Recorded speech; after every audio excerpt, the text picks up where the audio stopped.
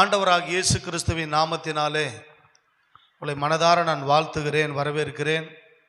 என் தேவனாகிய கர்த்தர் உங்கள் ஒவ்வொருவரையும் அவர் அபரிவிதமாய் ஆஸ்வதிப்பாராக. அல்லேலூயா.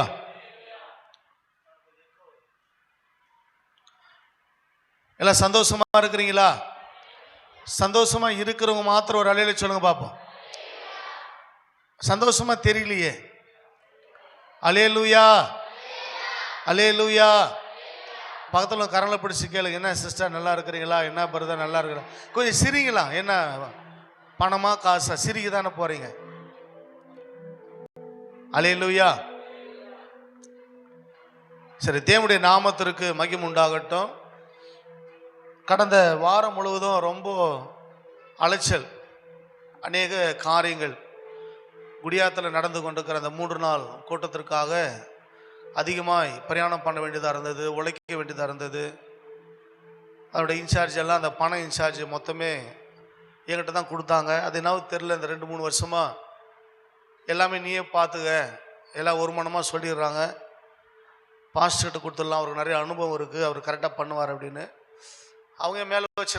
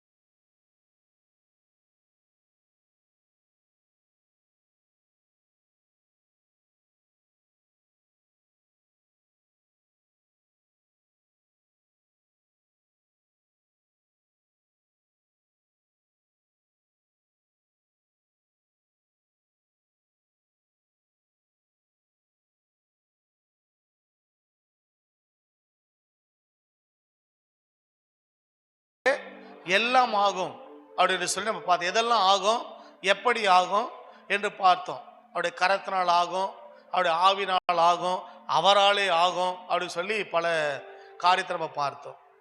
இந்த வாரம் நான் 2 நாளாக படித்து கொண்டிருக்கிறேன். நைட்டு தான், நைட்டு விட இல்லை, விடிகாலம் அதிகாலை ஜபத்தை முடிச்சுட்டு, ஆண்டவரே இது வரைக்கும் என்ன செய்தின்னு எனக்கு தெரியல, நான் என்ன செய்தி கொடுக்குறேன்னு தெரியல, ஒரு வாரம் முழுவதும் அதிகமாக உங்களை தேடலை, அதிகமாக உங்கள் சமூகத்தை நான் ஜெபிக்கலை, உண்மைதான் பைபிள் படிக்கலை, ஆனாலும் உங்கள் ஊழியமாக தான் நான் சுற்றிட்டு இருந்தேன், மன்னிச்சிடுங்க. பிள்ளைங்க தாகத்தோடு வரவங்கப்பா, நல்ல ஒரு வார்த்தை கொடுப்பான்னு சொல்லும்போது ஆண்டவர் அற்புதமாய் ஒரு செய்தி தேவன் கொடுத்தார். அல்லேலூயா. அதை தான் உங்கள் மத்தியில் நான் சொல்ல வந்திருக்கிறேன். நான் இந்த செய்தியை நம்ம சுருக்கமாக நான் சொல்லி முடிக்கிறேன். ஏன்னா போன வாரமே லேட் ஆகிடுச்சு. என்கிட்ட கொஞ்சம் சீக்கிரம் மைக் கொடுத்துட்டா நான் கொஞ்சம் சீக்கிரம் முடிச்சிடுவேன். கொஞ்சம் லேட் ஆகிறதுனால, ஏன்னா நீங்கள் லேட்டாக வர்றதுனால அவங்களாலேயும் ஒன்றும் பண்ண முடியல. ஒரு ஆரம்ப ஜபம் பண்ணிவிட்டு ஆட்கள் இருந்தால் தான் தனிப்பாட்டு பாட முடியும், ஆட்கள் இருந்தால் தான் ஆராதனை பண்ண முடியும். நீங்கள் வரைங்க, நான் இல்லைன்னு சொல்லலை, வந்துட்டால் போகிறதில்ல. எவ்வளோ அச்சாலும் தாங்கிக்கிறீங்க, 1.5 மணி நேரம் அச்சாலும் தாங்குறீங்க, 2 மணி நேரம் அச்சாலும் தாங்குறீங்க, மத்தியானம் சாப்பாடெல்லாம் அச்சாலும் தாங்குறீங்க. அதெல்லாம் நான் இல்லைன்னு சொல்ல, உங்களுக்கு நான் ரொம்ப நன்றி சொல்கிறேன். ஆனால் கொஞ்சம் சீக்கிரமாக வந்துட்டீங்கன்னா நம்ம என்ன பண்ணலாம், கொஞ்சம் சீக்கிரம் முடிச்சுட்டு போயிடலாம். அதனால் தயவு செய்து எல்லாருக்குமே வேலை இருக்குது, இல்லைன்னாலும் சொல்லலை. ஒரு 9 மணிக்கு வந்துட்டிங்கன்னா 11:30 மணிக்கு நான் முடிச்சுக்குள்ள வெளியே அனுப்பிச்சார். இல்லை என்னை கேளுங்க, 9 மணிக்கு வந்தால் 11:30 மணிக்கு நான் அனுப்புகிறேன்னு சொன்னேன்ல, 11:35 ஆயிடுச்சுன்னு எனக்கு கேளு. ஆனால் நம்ம எத்தனை மணிக்கு வந்திருக்கிறோம்? என்னோட கணக்கு என்னன்னா, ஒரு சினிமா எத்தனை மணி நேரம் ஓடுது? ஜெபராஜ் ஜெயராஜெல்லாம் எங்கே அவனுங்க இருக்கிறானுங்களா? ஜோயிலெல்லாம் எங்கே? இவன் சிரிக்கிறான், அப்போ நான் என்ன அப்படின்ட்டு. பாலு ஒரு சினிமா எத்தனை மணி நேரம் ஓடுது சைமன்? 3 மணி நேரம் ஓடுதான். சைமனுக்கு கை தட்டுங்க. இல்ல, உண்மை உள்ள மனுஷன் பரிபூர்ண ஆசீர்வாதத்தை பெறுவான். உண்மையை ஒத்துக்கணும். ஒரு சினிமா ஷோ எத்தனை மணி நேரம் ஓடுதுங்க? 3 மணி நேரம் ஓடுது. 3 மணி நேரம் தானே? 3 மணி நேரம் ஓடுது. ஆனா இது கர்த்தருடைய ஆராதனை. ஒரு 3 மணி நேரமா இருக்கணுமா இருக்கக்கூடாது சொல்லுங்க? ஒரு 3 மணி நேரமா இருக்கணுமா இருக்கக்கூடாதான்னு கேட்டேன். சரி, 3 மணி நேரம் நம்ம 2.5 மணி நேரமாவது இருக்கணும்ல. ஹல்லேலூயா. அதுக்காக தான் ஒரு 9 to 11 நம்ம டைம் வச்சிருக்கிறோம். 9 மணிக்கு இயேசுநாதரும் விஜயகுமாரையா தான் போராடுறாங்க. பாவம், எங்க ஜாயிஸ் வந்துடுறா. நான் பார்க்குறேன் என்ன நடக்குதுன்னு. அதில் தயவுசெய்து என்ன பண்ணுங்க, நேரத்தோடு வந்தீங்கன்னா நம்ம நேரத்தோடு முடிச்சுட்டு போகிறதுக்கு அது பிரயோஜனமாக இருக்கும். ஹல்லேலூயா. அந்த சினிமாவுக்கு பாருங்க, என்ன மேக்கப்பு. ஆரம்பத்தில் நான் கூட போனோம் தான், இல்லைன்னு சொல்ல. டைம் ஆச்சுன்னா சைக்கிள் மெரிக்கும் பாரு. இப்போ ஏது வண்டி, ஐர வண்டி எடுத்துக்கின்னு 3 பேர் 4 பேர் மெரிச்சுன்னு ஒருத்தனோட ஒருத்தன் பிடிச்சின்னு போய் அங்கே போயிட்டு அந்த சைக்கிளை விட்டுட்டு கீழே நின்று அப்படியே துணியெல்லாம் கிழிஞ்சி வேர்வெல்லாம் சொட்டு சொட்டாக ஊற்றி டிக்கெட்டை வாங்கின்னு அப்படியே உள்ளே போவோம். ஏன்னா அந்த படம் அந்த ஸ்க்ரீனில் வரத்துக்கு முன்னாடி போயிடணும். எத்தனை ரீல்ன்றது முதல் கொண்டு பார்க்கணும். அது ரீல் தான். ரீல் என்ன? பொய், மாயை. அந்த பொய்யை பார்க்க மாயை பார்க்க அப்படி ஓடும். ஆனால் அங்கே பாரு அன்பு பிள்ளையே, நம்ம ஆண்டவரை ரியலாக பார்க்க வந்திருக்கிறோம், லைவாக பார்க்க வந்திருக்கிறோம். அல்லேலூயா. உண்மை தானே? அப்படியே வார்த்தை லைவாக கேட்குறோம். அப்போ அதற்கு நம்ம இந்த ஆயத்தை நமக்கு மிகவும் தேவை. 9 மணிக்குன்னா அதுக்கு முன்னாடி நம்ம என்ன பண்ணோம்? வந்து முழங்கால் படிட்டு விஜயகுமாரனோட கூட சேர்ந்து நீங்கள் துதிச்சு பாருங்க. உங்கள் வாழ்க்கை மாறல என்ன வந்து நீங்கள் கேளுங்க. அல்லேலூயா. 8:30 மணிக்கு அண்ணன் துதிக்க ஆரம்பிச்சிடறாரு. நீ வந்து முழங்கால் படிட்டு அவர் கூட சேர்ந்து துதிக்க ஆரம்பிச்சு பாரு. ஆராதனையை ஆரம்பத்தில் முடிவு வரைக்கும் நீ அதில் இருந்து பாரு. போகும்போது ஒரு பெரிய மன மகிழ்ச்சியோடு, மன நிறைவோடு, சந்தோஷத்தோடு, சமாதானத்தோடு நீ நிச்சயமாக போவேன். அல்லேலூயா. அதில் தயவு செய்து கொஞ்சம் அந்த நேரத்தை கொஞ்சம் ஃபாலோ பண்ணுங்க. கர்த்தர் உங்களை ஆஸ்வதிப்பாராக. இப்பொழுதும் கூட நம்ம அந்த வார்த்தை நம்ம வாசிக்கலாம். 2 நாளாகமும்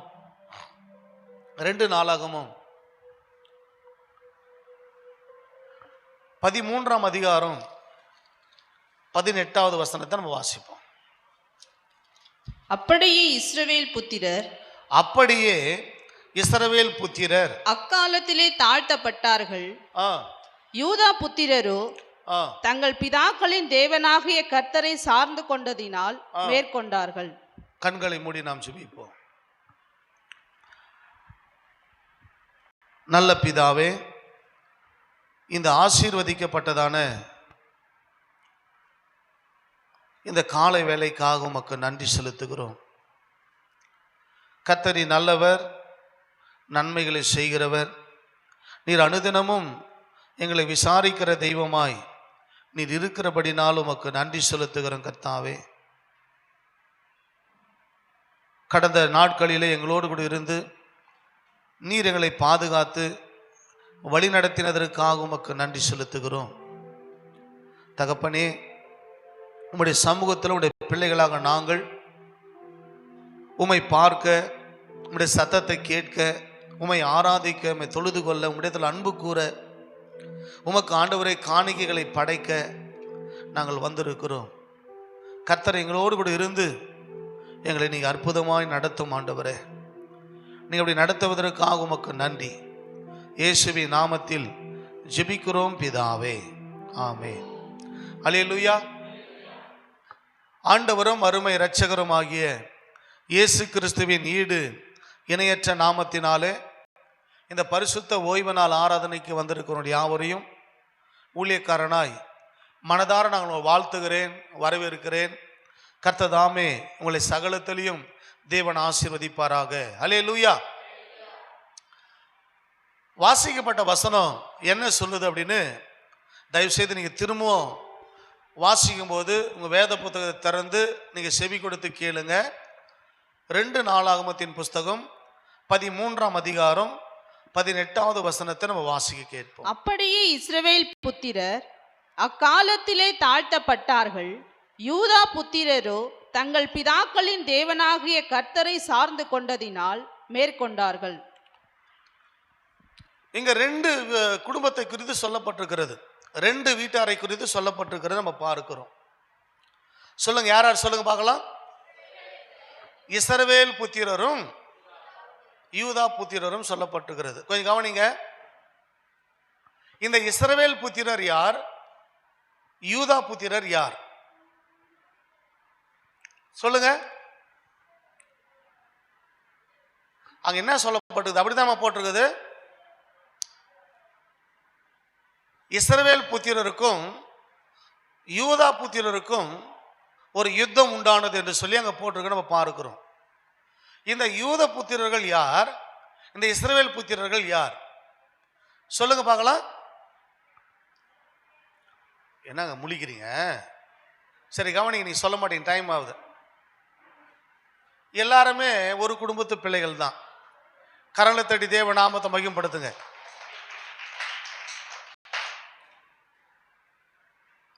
தாவீது வரைக்கும் நல்லா கவனிக்கலாம். தாவீது வரைக்கும், சாலமோன் வரைக்கும் இந்த இஸ்ரவேல் மக்கள் எல்லாருமே ஒன்றாக இருந்தாங்க. இந்த யார் இவங்க, இந்த இஸ்ரவேல் மக்கள் யார் என்று சொல்லி பார்க்கும்போது, யாக்கோபுடைய 12 அந்த புத்திரர்கள் தான் பார்த்தோன்னா இஸ்ரவேலர்கள். இந்த யாக்கோபுக்கு பேர் தான் என்னன்னா இஸ்ரவேல். கவனிங்க, எல்லாம் தெரிஞ்சவங்க தான் மறந்துட்டு இருப்பீங்க ஒருவேளை. இந்த யாக்கோபுடைய பெயரை ஆண்டவர் இஸ்ரவேல் என்று சொல்லி மாற்றினார். அதனால இந்த இஸ்ரவேல் புத்திரர் எல்லாருக்கும் 12 பிள்ளைகளுக்கும் பேர் என்னன்னா இஸ்ரவேலர். அல்லேலூயா. இஸ்ரவேலின் புத்திரர்கள் என்று பெயர். அப்போ அந்த 12 கோத்திரத்தாருக்கும் ஒரு ராஜா தேவைப்பட்டார். முதல் ராஜா சவுல் 12 கோத்திரத்தையும் அரசாண்டான். அதற்கு பிறகு தாவீது இந்த 12 கோத்திரத்தையும் அவன் அரசாண்டான். சில சலசலப்புகள் ஒன்றில் வந்த பொழுதும் கூட தாவீதை 12 கோத்திரத்தாரும் ராஜாவாக ஏற்றுக்கொண்டாங்க. அந்த 12 கோத்திரத்துக்கும் இந்த தாவீது ராஜாவாக 40 ஆண்டுகள் காணப்பட்டார். சவுல் 40 வருஷம் இருந்தார், தாவீது 40 வருஷம் இருந்தார். அதற்கு பிறகு தாவீதுடைய மகன் சாலமோன் ராஜாவாக வந்தான். சில சலசலப்புகள் இருந்தாலும் கூட சாலமோனும் கூட இந்த 12 கோத்திரத்தையும் இந்த இஸ்ரவேல் மக்கள் அனைவரையும் அவன் அரசாண்டான். அவர்களுக்கு அவன் ராஜாவாக காணப்பட்டான். இந்த சாலமோனுடைய மகன் ரெகபயாம், அந்த ரெகபயாம் வாழ்ந்த நாட்களிலே பாருங்க, ஒரு துஷ்ட மனுஷனாக யெரொபெயாம் எழும்புகிறான். கவனிங்க, இந்த யெரொபெயாம் எழும்புகிறான். எழும்பி என்ன செய்கிறான் என்று சொன்னால், அங்க ஒரு பெரிய ஒரு கலக்கத்தை உண்டு பண்ணி, பெரிய ஒரு போராட்டத்தை உண்டு பண்ணி, அங்க பாருங்க, அங்கிருந்து அவன் பிரிந்து போகிறதை நாம் பார்க்கிறோம். கவனிங்க, பிரிந்து போகிறதை பார்க்கிறோம். அப்ப என்ன சொல்றானா, தாவீதே உன் வீட்டை நீ பார்த்துக்கொள் என்று சொல்லிவிட்டு அந்த ஜனங்க என்ன பண்றாங்கன்னா பாருங்க, இந்த யெரொபெயாமோடு போயிடுறாங்க. எத்தனை கோத்திரம் போகுதுன்னா 10 கோத்திரங்கள் அவனோடு கூட போகிறது. கவனிங்க, எத்தனை கோத்திரம் போகுதுங்க? 10 கோத்திரம் போகிறது.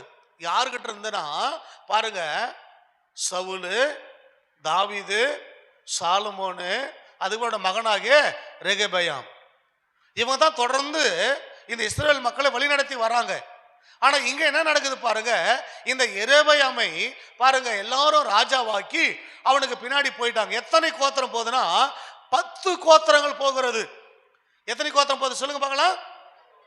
10 கோத்திரங்கள் போய்விட்டது. இப்ப யூதாவோடு கூட ஒரே ஒரு கோத்திரம் மாத்திரமே, பெஞ்சமின் கோத்திரம் மாத்திரமே அங்க நிக்கிறது.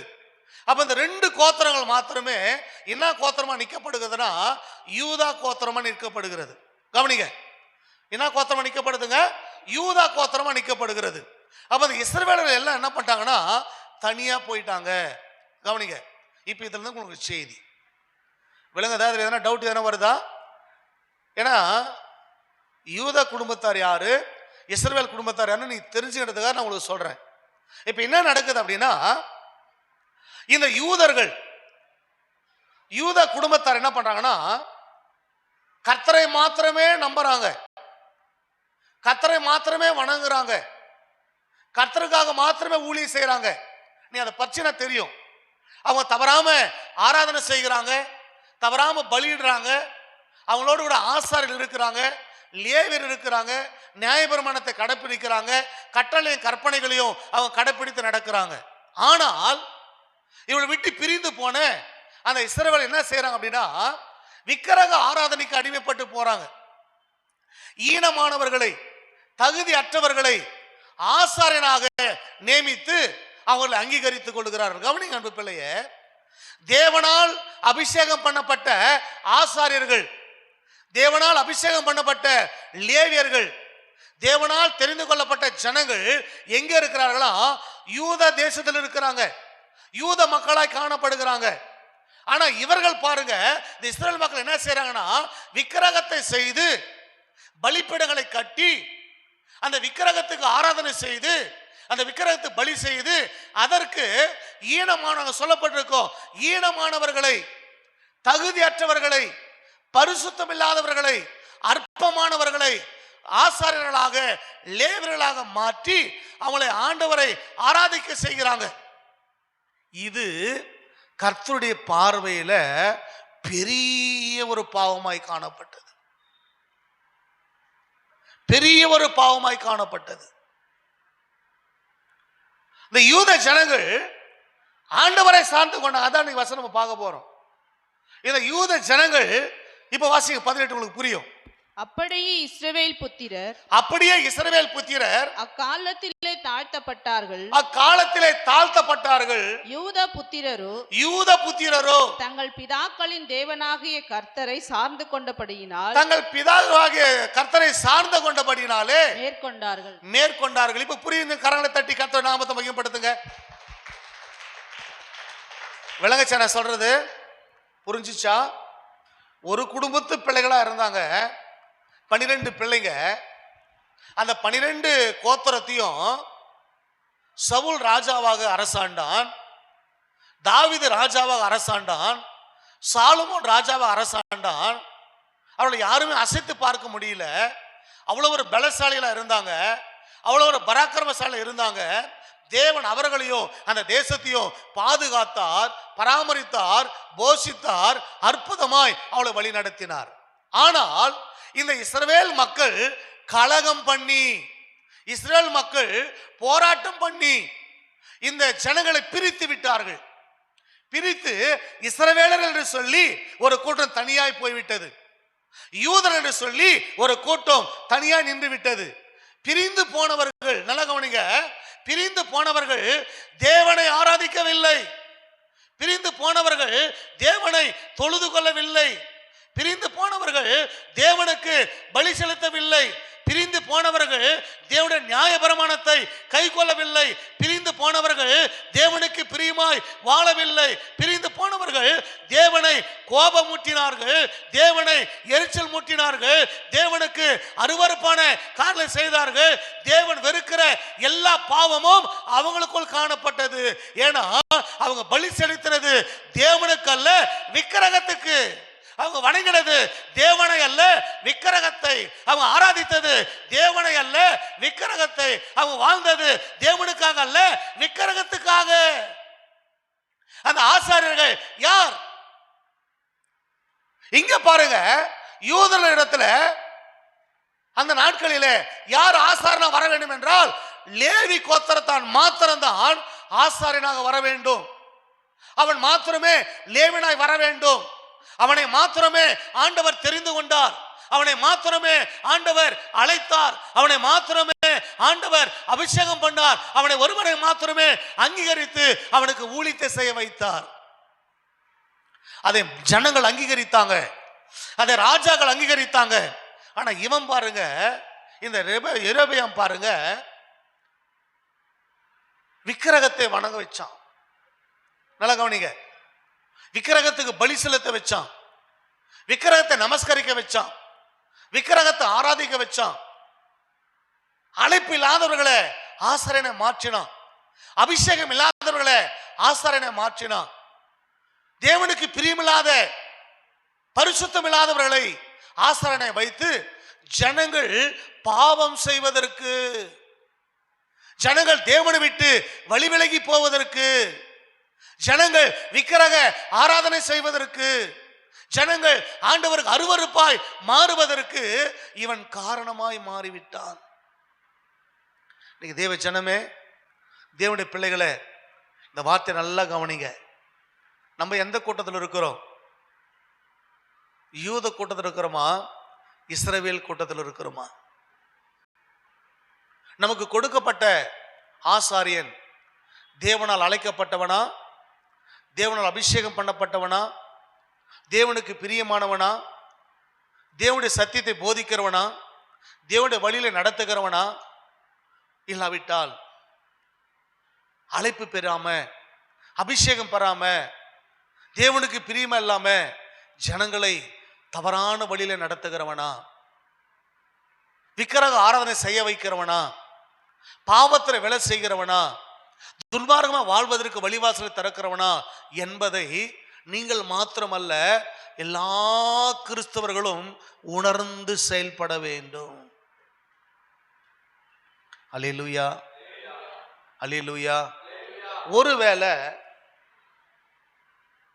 யூத கூட்டத்தில் இருக்கிறவங்க பாக்கியவான்கள், பாக்கியவதிகள். ஏன்னா அவர்கள் தேவனை சார்ந்து கொண்டாங்களா. இன்னைக்கு அதான் மெசேஜ். உன்னான மெசேஜ்களும் போல இந்த சர்ச்சில் மாத்திரம் இந்த லைவ்ல பார்க்குற கர்த்தருடைய பிள்ளைகளை, நீங்கள் எந்த கூட்டத்தில் இருக்கிறீங்க? யூதா கூட்டத்தில் இருக்கிறீங்களா, இஸ்ரவேல் கூட்டத்தில் இருக்கிற சொல்லி உங்களை நீங்கள் அலசி ஆராய்ந்து பார்க்க வேண்டும்.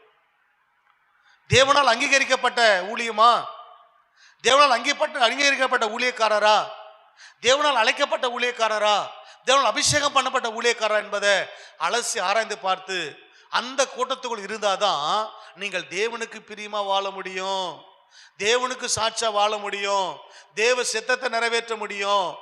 அங்க கடிந்து கொள்ளுதல் இருக்கும், அங்க கடிந்து கொள்ளுதல் இருக்கும். ஆனா அது எல்லாமே தேவனுக்கு பிரியமானதா இருக்கும். இவன் பாருங்க, யாரையுமே கண்டுகொள்ளல. எவன் எக்கடனா கெட்டு போடுன்னு சொல்லிட்டு விட்டுட்டான். எல்லாருமே பாவம் செஞ்சாங்க. நீங்க பாத்தீங்கன்னா அந்த புள்ள நீங்க வாச பாத்தீங்கன்னா, அவன் குடும்பத்தை நான் நாசம் பண்ணுவேன், பூமி இல்லாதபடிக்கு அறுப்புண்டு போவாங்க. அந்த பாவம் என் கண்ணுக்கு முன்னாடி இருந்து கொண்டே இருக்கிறது. இவன் என் ஜனங்களை வழிவிலக செய்து விட்டான், இவன் ஜனங்களை பாவத்தில் விழுவதற்கு அவன் காரணமாய் மாறிவிட்டான். ஈனமானவர்களை எனக்கு பலி செலுத்த வைத்தான், ஈனமானவர்களை ஆசாரியனாய் மாற்றிவிடான் சொல்லி கர்த்தருடைய கோபம் அந்த எரேமியா குடும்பத்தின் மீது எந்நாளும் காணப்பட்டதாம். அன்பு பிள்ளைகளே, எந்நாளும் காணப்பட்டதாம். எனக்கு இந்த வார்த்தை கேட்குற உங்க வாழ்க்கையில கவனிங்க. இப்ப என்ன நடக்குதுன்னா, இப்ப இந்த யூதா கூட்டம் யாரை சார்ந்து கொண்டாங்களா கவனிங்க. நீ மெசேஜ் தான், மெசேஜ்குள்ள போறேன். இந்த யூதா கூட்டத்தார், யூத ஜனங்கள் யாரை சார்ந்து கொண்டாலும் சொல்லுங்க, கர்த்தரை சார்ந்து கொண்டாங்களா? கரங்களை தட்டி கர்த்தருடைய நாமத்தை மையப்படுத்துங்க. இவர்கள் யாரை சார்ந்து கொண்டார்களா கவனிங்க. தங்களை சார்ந்து கொண்டார்கள், தங்கள் பலத்தை சார்ந்து கொண்டார்கள், தங்கள் பராக்கிரமத்தை சார்ந்து கொண்டார்கள். நடந்தது என்ன அப்படின்னா, இந்த இஸ்ரவேல் மக்கள் யூத மக்களுக்கு விரோதமாக யுத்தம் பண்ண திரண்டி வந்துட்டாங்க. இப்ப என்ன நடக்குதுன்னு பார்க்கலாம். இப்ப திரும்ப வாசியமா. அப்படியே இஸ்ரவேல் புத்திரர் அக்காலத்திலே தாழ்த்தப்பட்டார்கள். யூதா புத்திரரோ தங்கள் பிதாக்களின் தேவனாகிய கர்த்தரை 10 வசனம் வாசிங்க, 10 வசனம் வாசிங்க, அப்புறம் வரலாம். எங்களுக்கோ கர்த்தரே தேவன். 14:10 கொஞ்சம் வாசி, அப்புறம் திரும்ப அங்க வரலாம். அப்பொழுது ஆசா அவனுக்கு எதிராக புறப்பட்டான். மரேசாவுக்கும் அடுத்த செப்பதா என்னும் பள்ளத்தாக்கில் யுத்தத்திற்கு அணிவகுத்து நின்றார்கள். இருமா அங்க இரு. 1 ராஜாக்கள் 14:10 கொஞ்சம் வாசி, சீக்கிரம் வாசி. அப்படி வந்தல இங்க அந்த வசனம் சொல்லுது.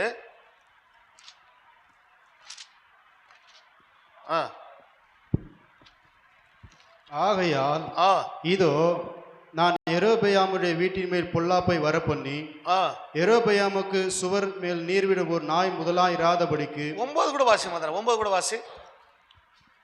உனக்கு முன்னிருந்த எல்லாரை பார்க்கிலும் பொல்லாப்பு செய்தாய், எனக்கு கோபம் உண்டாக்க நீ போய் உனக்கு அந்நிய தேவர்களையும் வார்க்கப்பட்ட விக்கிரகங்களையும் உண்டு பண்ணி உனக்கு புறம்பேனை தள்ளிவிட்டாய். பாருங்க, இவங்க என்ன பண்ணிட்டாங்கன்னா விக்கிரகத்துக்கு ஆராதனை செய்து விக்கிரகத்துக்கு பலி செலுத்தி விக்கிரகத்தை நமஸ்கரித்து தேவனை என்ன பண்ணிட்டாங்களாம், புறம்பே தள்ளி விட்டுட்டாங்களாம்.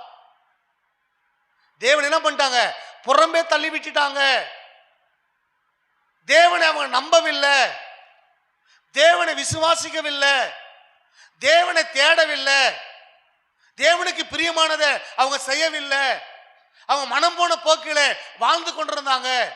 தேவனுடைய கோபம் அவங்க மேல் பற்றி எறிந்ததாம். மேல அந்த 10 வாசிப்பா. ஆகையால் இதோ நான் யெரொபெயாமுடைய வீட்டின் மேல் பொல்லாப்பை வரப்பண்ணி யெரொபெயாமுக்கு சுவர் மேல் நீர் ஒரு நாய் முதலாம் இராதபடிக்கு இஸ்ரவேலிலே அடைப்பட்டவனையும் விடுபட்டவனையும் சங்காரம் பண்ணி குப்பை கழித்து போடப்படுகிறது போல யெரொபெயாமின் பின்னாடி யாரை அவர்கள் கட்டோடு அற்றுப்போக மட்டும் கழித்து போடுவேன் என்றார். பாருங்க, அந்த ராஜாவையும் அவன் சந்ததி அவருடைய குடும்பத்தையும் இல்லாமல் போகும்படி நான் பண்ணுவேன்னு சொல்றார். ஏன் சொல்றாருன்னா, அவர்கள் செய்த விக்கிரக ஆராதனை, அவள் செய்த தவறுகள், அவள் செய்த பாவங்கள், அவள் தேவனுக்கு விரோதமாய் முறுமுறுத்த காரியங்கள், அவரை கோபப்படுத்தின காரியங்கள் ஆண்டவரே சொல்றார். யார் இவங்க? இஸ்ரவேல் புத்திரர். புரியுதா நான் சொல்றது? புரியுதுங்களா? இப்ப இந்த இஸ்ரவேல் புத்திரர் என்ன பண்ணிட்டாங்கன்னா, இந்த அந்த யூத குடும்பத்தார் மீது பொறாமை கொண்டு, பொச்சிருப்பு கொண்டு, கோபம் கொண்டு, எரிச்சல் கொண்டு அவங்களுக்கு விரோதமா முறுமுறுத்து யுத்தத்திற்கு வந்துட்டாங்க. யார் இவங்க? ஒரு தாய் பிள்ளைங்க தான், ஒரு தகப்பனுடைய பிள்ளைகள் தான். 12 கோத்திரத்துக்கு ஒரே தகப்பன் தான். தன் சொந்த சகோதரனுக்கு விரோதமாக கலகம் பண்ணி பிரிந்து போய், தன் சொந்த சகோதரருக்கு கலகம் பண்ணி விரோதமாக எழும்பி அவங்க குடும்பத்தை விட்டு மாத்திரம் பிரிந்து போகல, கர்த்தரை விட்டு தூரம் போயிட்டாங்க, கர்த்தரை விட்டு வழிகளுக்கு போயிட்டாங்க, விக்கிரக பக்கம் போயிட்டாங்க, உலகத்தின் பக்கம் போயிட்டாங்க, பாவத்தின் பக்கம் போயிட்டாங்க. இப்ப பாருங்க, இந்த யூதர்களை பார்த்து அவங்க பொறாமை கொண்டு அவங்களோடு கூட யுத்தம் பண்ண வந்துட்டாங்க, இவங்களை அழிக்க வந்துட்டாங்க. இன்னைக்கு இந்த வார்த்தை கேட்கிற அன்பு பிள்ளைகளே, உங்களுக்கு விரோதமாய் அப்படி ஒரு பெரிய கூட்டம் எழும்பி வந்திருக்குதா? உங்க ஆவிக்குரிய வாழ்க்கைக்கு விரோதமாய் ஒரு பெரிய கூட்டம் அப்படி எழும்பி வந்திருக்கிறதா? உங்க குடும்பத்துக்கு விரோதமாய் அப்படி ஒரு பெரிய கூட்டம் எழும்பி வந்திருக்குதா? கவலைப்படாத, சோர்ந்து போகாத, பயந்து போகாத. அவங்க 11 கோத்திரம், அதாவது 10 கோத்திரம் தான். ஆனா நீ ஒரே ஒரு கோத்திரம் தான், உனக்கு துணையா ஒரு கோத்திரம் தான் இருக்கு. பயப்படாது, யாருமே எனக்கு இல்லையே. இவரு பாடுறாரு, எளிய பாரு, நான் ஒருவன் மாத்திரம் நீந்திருக்க பாவாளின் தடைகளை தகர்த்திடுவேன். நான் ஒருவன் மாத்திரம் நீங்கி இருக்க பாகாலின் சேனை தகர்த்திடுவேன். நான் ஜெபிக்க ஜெபிக்க அவர் தலையசைப்பார், ஜெபிக்க ஜெபிக்க அவர் தலையசைப்பார். நெருப்பாய் இறங்கிடுவார் என் தேவன், நெருப்பாய் இறங்கிடுவார். ஆவியே ஆவியே ஆவியே ஆவியே அசைவாடும் அனலாகும் எங்கள் ஜாலையே, அசைவாடும் அனலாகும் எங்கள் அக்கினி ஜாலையே. கவனிங்க, இப்ப நடந்தது என்ன அப்படின்னா, இப்ப வந்துடலாம், இந்த 2 நாளாவதுக்கு வந்துடலாம். 13-18 இப்ப நம்ம வாசித்தோம். இப்ப திரும்ப வாசிப்போமா? அப்படியே இஸ்ரவேல் புத்திரர் அக்காலத்திலே தாழ்த்தப்பட்டார்கள். அப்படியே இஸ்ரவேலர் அக்காலத்தில் என்ன பண்ணார்களாம்? தாழ்த்தப்பட்டார். கவனிங்க, நல்லா கவனிங்க. இவங்க சொற்ப ஜனம், இவங்க கொஞ்ச ஜனம், 2 கோத்திரம். ஆனா அவங்க பாருங்க திரளான கூட்டம், 11 அதாவது 10 கோத்திரம். ஆனா நடந்தது என்னன்னா, இவங்க தேவனையே சார்ந்து கொண்டதுனால, கவனிங்க, தேவனையே சார்ந்து கொண்டதுனால, தேவனையே அண்டி கொண்டதுனால, தேவனையே பின்பற்றினதுனால, தேவனையே நம்பினதுனால என்ன நடக்குது பாருங்க, இந்த இஸ்ரவேல் மக்களை ஆண்டவர் பாருங்க தாழ்த்த ஆரம்பித்தார். ஏன்னா இந்த யூதர்களுக்காக ஆண்டவரை வழக்காடினார், ஆண்டவரை யுத்தம் பண்ணினார், ஆண்டவரை பரிந்து பேசினார், ஆண்டவரே அவளுக்கு துணையா வந்தார், அவளுக்கு உதவியா நின்றார். அவங்க நினைச்சிட்டாங்க அவங்க சொற்ப ஜனம், அவங்க கொஞ்ச ஜனம், நம்ம திரளா இருக்கிறோம், நம்ம அதிகமா இருக்கிறோம், நம்ம பலசாலிங்க, நம்ம கிட்ட அதிகமா ராணுவ வீரர்கள் இருக்கிறாங்க, படை தலைவர் இருக்கிறாங்க, குதிரை வீரர்கள் இருக்கிறாங்க, ரதம் இருக்கிறது. ஆகையினாலே இந்த யூதர்களை நம்ம லேசாய் வீழ்த்தி விடலாம், யூதர்களை லேசாய் அழித்து விடலாம், யூதர்களை வீழ்த்தி ஜெயம் பெற்று விடலாம் என்று நினைச்சாங்க. ஆனா இந்த யூதர்கள் அவங்களால என்ன பண்ண முடியல, ஒன்னு செய்யல. கவனிங்க, அன்னைக்கும் யூதர்களை ஒன்றும் செய்ய முடியல, இன்னைக்கு யூதர்களை ஒன்றும் செய்ய முடியல, இனிமேலும் யூதர்களை ஒன்றும் செய்ய முடியாது. கரளத்தடி தேவ நாமத்தை மகிமைப்படுத்துங்க. நியூஸ் பார்க்குறவனுக்கு தெரியும், என்னங்க யூதயா தேசத்துக்கு விரோதமாக, அதாவது இஸ்ரவேல் தேசத்துக்கு விரோதமாக இன்றைக்கு யுத்தம் நடந்துக்குது. உங்களுக்கு தெரியுமா? இன்றைக்கு யுத்தம் நடந்து கொண்டிருக்கிறது. ஆபிரகாமுடைய 2 சந்ததிகள் யுத்தம் பண்ணி கொண்டே இருக்கிறாங்க. ஈசாக்கின் புத்திரர் தான் இந்த யூத புத்திரர்கள், இஸ்மாயிலுடைய புத்திரர்கள் தான் ஈராக், ஈரான், சவுதி அரேபியா, அங்க இருக்கிற தேசங்கள். இன்றைக்கு பார்த்தீங்கன்னா அந்த தேசத்துக்கு விரோதமாக யுத்தம் நடந்து கொண்டே இருக்கிறது. யாருக்கு விரோதமா? யூதர்களுக்கு விரோதமாய். ஆனா யூதர்களை மேற்கொள்ள முடியுதா? யூதர்களை ஜெயிக்க முடியுதா?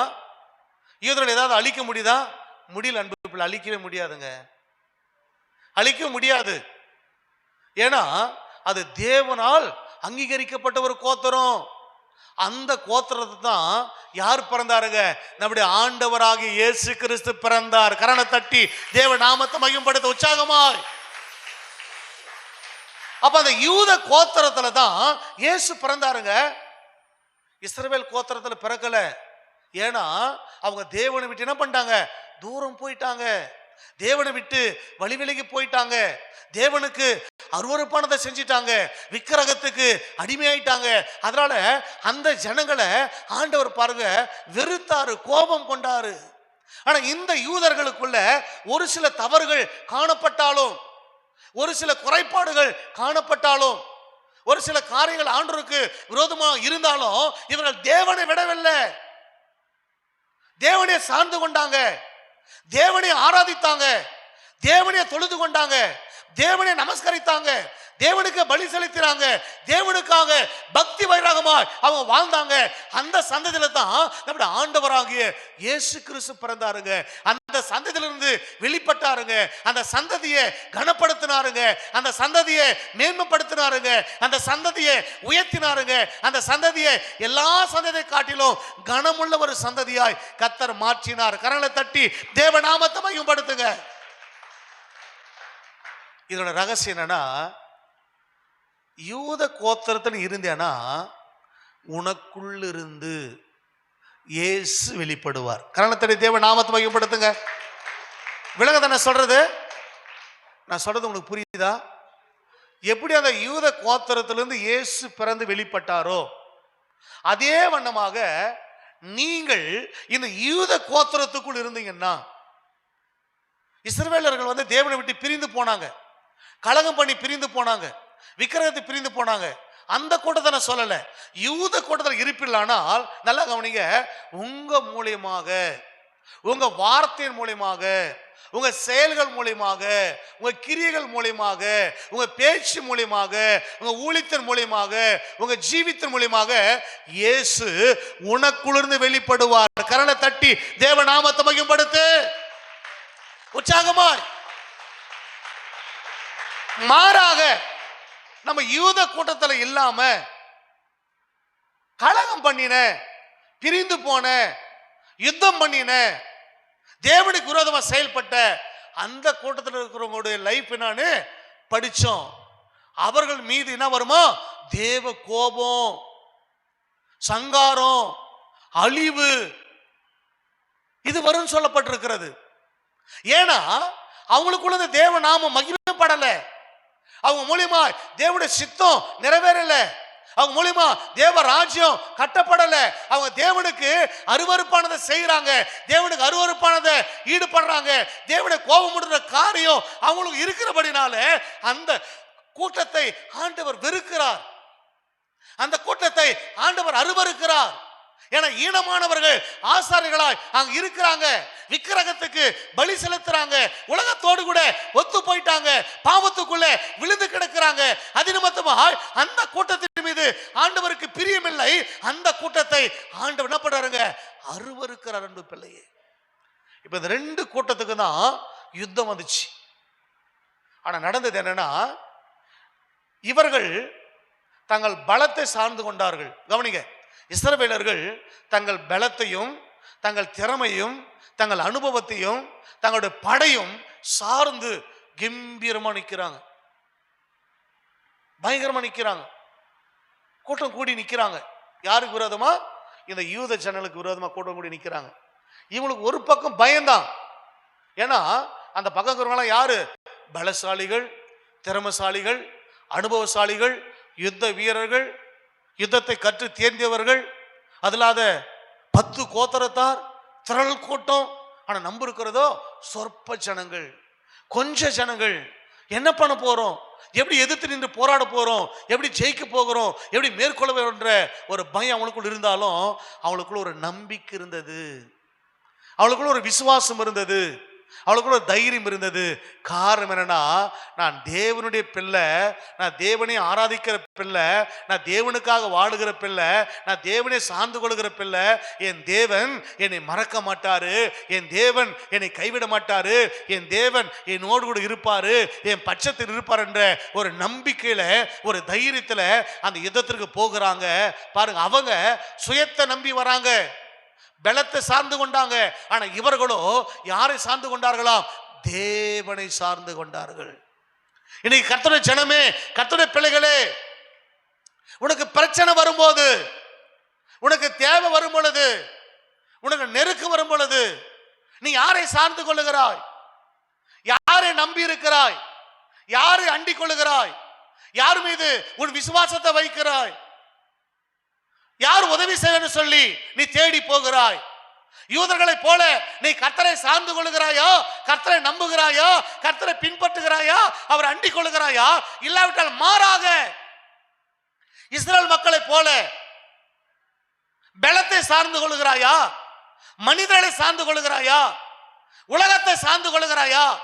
பணத்தை வைத்து ஜெயிச்சிடலாம், பதவி வைத்து ஜெயிச்சிடலாம், பலத்தை வைத்து மேற்கொள்ளலாம் அப்படின்னு நினைக்கிறாயா என்பதை இன்னைக்கு நீ யோசித்து செயல்பட. அன்பு பிள்ளையே, உனக்கு விரோதமாய் எழும்பினவர்கள் பெரிய கூட்டமா இருக்கலாம், உன் குடும்பத்துக்கு விரோதமாய் எழும்பினவர்கள் திரள் கூட்டமா இருக்கலாம், உன் தொழிலுக்கு விரோதமாய் எழும்பி இருக்கிறவர்கள் பெரிய கூட்டமா இருக்கலாம், உன் பிள்ளைகளுக்கு விரோதமாய் எழும்பி இருக்கிறவர்கள் பெரிய பராக்கிரமசாலி இருக்கலாம். கவலைப்படாத, பயப்படாத, தைரியமாயிரு. ஏன்னா உன்னோடு கூட இருக்கிறவர் வானத்தையும் பூமியை படைத்த சர்வ வல்லமுள்ள தேவன். உற்சாகமாய் கரந்தட்டி தேவ நாமத்தை மகிமைப்படுத்த. அன்பு பிள்ளையே, சரி, இப்ப என்ன நடக்குது அப்படின்னா, இஸ்ரவேல் மக்கள் தங்களை சார்ந்து கொண்டார்கள், தங்கள் ஜனத்தை சார்ந்து கொண்டார்கள். நடந்தது என்னன்னா, அவர்கள் தேவனாலே தாழ்த்தப்பட்டார்கள். தாழ்த்தப்பட என்ன அர்த்தங்க? தாழ்ந்து போயிட்டாங்க, தாழ்ந்து போயிட்டாங்க. இது ஒரு காரியத்தை நான் சொல்றேன். திடீர்னு ஒரு வெளிப்பாடு. எஸ்தரின் புஸ்தகம் எடுங்க டக்குன்னு.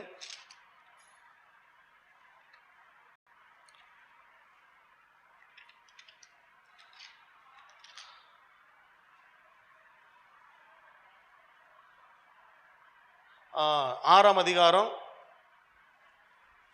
13ஆம் வசனம் வாசிங்க. சூப்பரான வசனம் வாசிங்க. ஆமான் தனக்கு நேரிட்ட எல்லாவற்றையும், ஆமான் தனக்கு நேரிட்ட எல்லாவற்றையும் தன் மனைவியாக சிரேஷாவுக்கும், தன் மனைவியாக சிரேஷாவுக்கும், தன் சிநேகிதர் எல்லாருக்கும் அறிவித்த போது, தன் சிநேகிதர் எல்லாருக்கும் அறிவித்த போது, அவனுடைய ஆலோசனைக்காரரும் அவருடைய ஆலோசனைக்காரரும் அவன் மனைவியாகிய சிரேஷும் அவனை பார்த்து மொர்தெகாய்க்கு முன்பாக நீ தாழ்ந்து போக தொடங்கினீர். மொர்தெகாய்க்கு முன்பதாக நீ தாழ்ந்து போவது தொடங்கினீர். அவன் யூத குலமானால் நீர் அவனை மேற்கொள்ளாமல் அவனுக்கு முன்பாக தாழ்ந்து போவது நிச்சயம் என்றார்கள். நீர் அவனை மேற்கொள்ளாமல் அவனுக்கு முன்பதாக நீ தாழ்ந்து போவது நிச்சயம். கரங்களை தட்டி தேவ நாமத்தை மகிமைப்படுத்து. எவ்வளவு அழகான ஒரு வார்த்தை பாருங்க. இந்த மொர்தெகாய் தன்னுடைய பணத்தை சார்ந்து கொண்டான், பலத்தை சார்ந்து கொண்டான், அதிகாரத்தை சார்ந்து கொண்டான். ஆனால் இந்த மொர்தெகாய் பாருங்க, அவன் ஒரு யூதன். அவன் யாரை சார்ந்து கொள்ளுகிறான்? கர்த்தரை சார்ந்து கொள்ளுகிறான். நடந்தது என்ன? ஆமான் தாழ்த்தப்பட்டு போனானா இந்த மொர்தெகாயை மேற்கொள்ள முடியலையா? மொர்தெகாய் தான் இந்த ஆமானை மேற்கொண்டான் என்று சொல்லி பார்க்கிறோம். ஆமான் அந்த தூக்கு மரத்தை செய்துவிட்டு மொர்தெகாயை அதிலே போட வேண்டும் என்று அவன் ஆயத்தம் செய்து கொண்டிருக்கிறான். நடந்தது என்ன?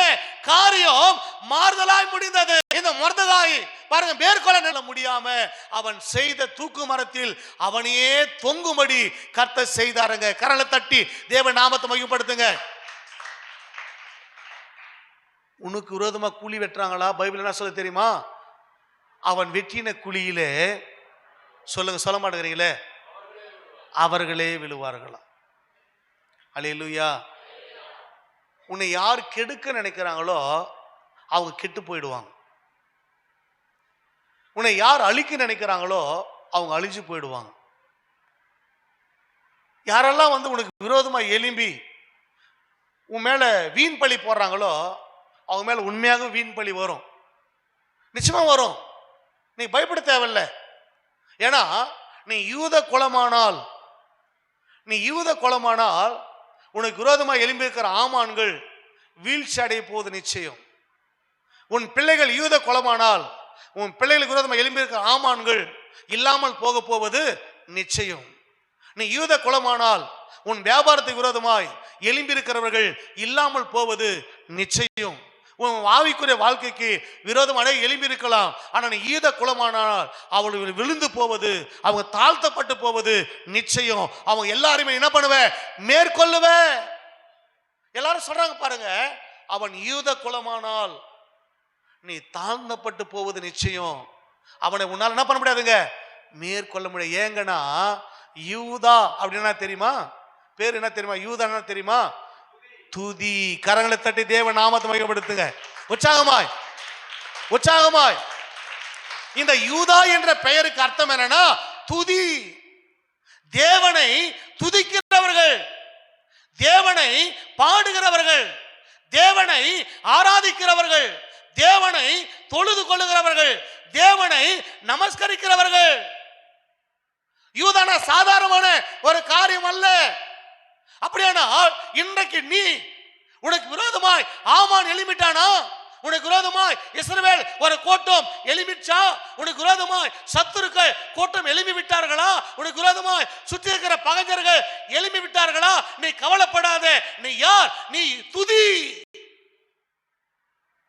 யூதா துதிக்கிற மனுஷனாய் நீ இருக்கும்போது, துதிக்கிற மனுஷியாய் இருக்கும்போது அந்த துதியினாலேயே எல்லாவற்றையும் உன்னால மேற்கொள்ள முடியும். அந்த துதியினாலேயே எல்லாவற்றையும் ஜெயிக்க முடியும். அந்த துதியினாலேயே உன் சத்துருக்களை நீ உன்னாலே அழிக்க முடியும். அந்த துதியினாலேயே நீ வாழ்க்கையில மேல வர முடியும். அன்பு பிள்ளையே, ஆமான் பாருங்க, மொர்தெகாய் விரோதமா எழும்பனா. ஆனா மொர்தெகாய் தேவனை சார்ந்து கொண்டான், தேவன் மீது நம்பிக்கை வைத்தான், தேவன் மீது விசுவாசம் வைத்தான். அன்னைக்கு ஆமான் நினைச்சா எதை வேணாலும் சாதிக்கலாம். ராஜாவுக்கு அடுத்த ஸ்தானத்தில் இருக்கிறது யாருன்னா இந்த ஆமான். சகல அதிகாரமும் ஆமானுக்கு இருந்தது. ராஜா அவன் மோந்திரத்தை கலட்டி ஆமான் இடத்துல கொடுத்துட்டான். யோசித்து பாருங்க எந்த அளவுக்கு அவன் உயரத்தில் இருக்கிறான். இன்னைக்கு இந்த வார்த்தைகள் உங்க வாழ்க்கையில பெரிய அதிகாரியோ, பெரிய அரசியல்வாதியோ, பெரிய அரசியல் தலைவர்களோ, இல்ல பெரிய பணக்காரர்களோ, பெரிய ஐஸ்வர்யவான்களோ, பெரிய ஒரு படையோ உனக்கு விரோதமா எழுமிச்சுன்னு நீ கவலைப்படுறியா? பயப்படுறியா? கண்ணீர் வடிக்கிறியா? உன்னை எதிர்த்து நான் எப்படி மேற்கொள்ள முடியும், எப்படி எதிர்த்து வாழ முடியும், எதிர்த்து எப்படி ஜெயிக்க முடியும் சொல்லி யோசிக்கிறியா? நீ கவலைப்படாத அன்பு பிள்ளையே, நீ இஸ்ரவேல் குடும்பம் அல்ல. நீ எந்த குடும்பமா? யூத குடும்பம். கரங்களை தட்டி தேவ நாமத்தை மகிமைப்படுத்துங்க. அல்லேலூயா. அப்போ அவன் யூத குலமானால் நீ தாழ்ந்து போக தொடங்கி விட்டாய். நீ தாழ்ந்து போவது நிச்சயம். அவனை உன்னால் என்ன பண்ண முடியாது. அந்த வசந்த மட்டும் வாசிமா, அழகா இருக்கு பாரு. அவன் யூத குலமானால் நீர் அவனை மேற்கொள்ளாமல். அவனை மேற்கொள்ளவே முடியாதுயா. அவன் வெட்ட வெட்ட வளருவான், கொட்ட கொட்ட உயருவான், வெட்ட வெட்ட வளருவான், கொட்ட கொட்ட உயருவான். கிறிஸ்தவனை டிஸ்டர்ப் பண்ணாதே, அவனை அசால்ட்டாக எண்ணி விடாதே. நீதிமானை டிஸ்டர்ப் பண்ணாதே, அவனை அசால்ட்டாக எண்ணி விடாதே. திட்டம் போட்டு மிரட்டுறனா என்று எண்ணாது, சட்டம் போட்டு மடைக்கலனா கனவு காணாது. ஜெபிச்சானா நீ முதுக காட்டி ஓடிடுவ, முட்டி போட்டு ஜெபிச்சானா நீ முதுக காட்டி ஓடிடுவ. அவன் ஆளாகல தெரியாம அளவிடாதே, அவன் நீள உயர தெரியாம மாட்டிக்கொள்ளாதே. அவன் ஆழமகள தெரியாம அளவிடாதே, அவன் நீள உயர தெரியாம மாட்டிக்கொள்ளாதே. அவன் வெட்ட வெட்ட வளருவா, கொட்ட கொட்ட உயருவா, வெட்ட வெட்ட வளருவா, கொட்ட கொட்ட உயருவா, வெட்ட வெட்ட வளருவா, கொட்ட கொட்ட உயருவா, வெட்ட வெட்ட வளருவா, கொட்ட கொட்ட உயருவா. கணத்தட்டி தேவ நாமத்தை மகிமைப்படுத்துங்க உற்சாகமாய். இது போதாது, கவனிங்க. ஒரு கம்பெனியில ஒரு கிறிஸ்தவ வாலிப பையன், கவனிங்க, வாலிப தம்பிகளை கவனிங்க. ஒரு வாலிப தம்பி, அந்த வாலிப தம்பி சாதாரண ஒரு லேபரா அந்த கம்பெனிக்கு போறான். அவனுடைய டேலண்ட்டை பார்த்து, அவனுடைய நல்ல திறமை அனுபவத்தெல்லாம் பார்த்து அவனுக்கு ஒரு சூப்பர்வைசர் போஸ்டிங் தராங்க. கவனிங்க, கம்பெனி அவனை வாட்ச் பண்ணி அவனுக்கு ஒரு சூப்பர்வைசர் போஸ்டிங் தராங்க. இவனுக்கு மேலே இருக்கிற மேனேஜருக்கு அது பிடிக்கல. கவனிங்க, பிடிக்கல. நேற்று தான் இவன் வந்தான், இவனுக்கு சூப்பர்வைசர் போஸ்டிங் கொடுத்துட்டாங்களே அப்படின்னு சொல்லிட்டு அவன் மேலே அவனுக்கு ஒரு கோபம், அவன் மேலே அவனுக்கு எரிச்சல். அப்போ அவன் என்ன பண்ணுறான் அப்படின்னா, அவனுடைய அந்த மத்தியான டைம், அந்த பிரேக் டைமில் முதல் ஆளாக தனியாக ஜெபம் பண்ணுறான் அவன். கவனிங்க, அந்த 3/4 மணி நேரத்தில் ஜெபம் பண்ணுறான். இந்த ஜெபத்தை பண்ணுறவனை எல்லாரும் பார்த்து, நாங்கள் கூட ஜெபம் பண்ணுறோம், உங்க கூட ஜெபம் பண்ண வரோம், எங்களுக்கு ஜெபம் பண்ணுங்க சொல்கிறாங்க. இந்த கூட்டம் என்ன பண்ணுதுன்னா நாளுக்கு நாள் பெருசாகுது. கவனிங்க, நாளுக்கு நாளுக்கு பெருசாகுது. இவனுக்கு மேலே இருக்கிற அதிகாரிக்கு இன்னும் கோபம், இன்னும் எரிச்சல், அந்த மேனேஜர் இன்னும் எரிச்சல், இன்னும் கோபம்.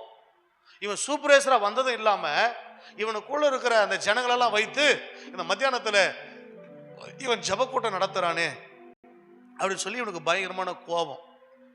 இப்போ இவனை ஒன்றும் பண்ண முடியல. ஏன்னா இவனை அப்பாயின்மெண்ட் பண்ணது யாருன்னா ஓனர். அப்போ ஓனர் கிட்ட அடிக்கடி சொல்கிறான், ஐயா இந்த மாதிரி அவன் மத்தியான டைமில் இப்படி ஆட்களெல்லாம் கூட்டி உட்காந்து அவன் ஜெபம் பண்ணுறான், பாட்டு பாடுறான், ஆராதனை பண்ணுறான். அப்போ அவர் சொன்னாராம், இல்லை அவன் எதனா தவறாக எதனா பண்ணுறான் அப்படின்னு அந்த ஓனர் கேட்டாராம். இல்லை தவறாலாம் எதுவும் பண்ணல, இது நம்ம இதுக்கு ஆகாது அப்படின்ற மாதிரி அவன் சொல்லும்போது, அவனா தப்பு பண்ணால் பார்த்துக்கலாம், அவனை விட்டுரு அப்படின்னு ஓனர் சொல்லிடுறாரு. உடனே இவனுக்கு அவனை பார்க்கும்போதெல்லாம் கோபம், எரிச்சல்.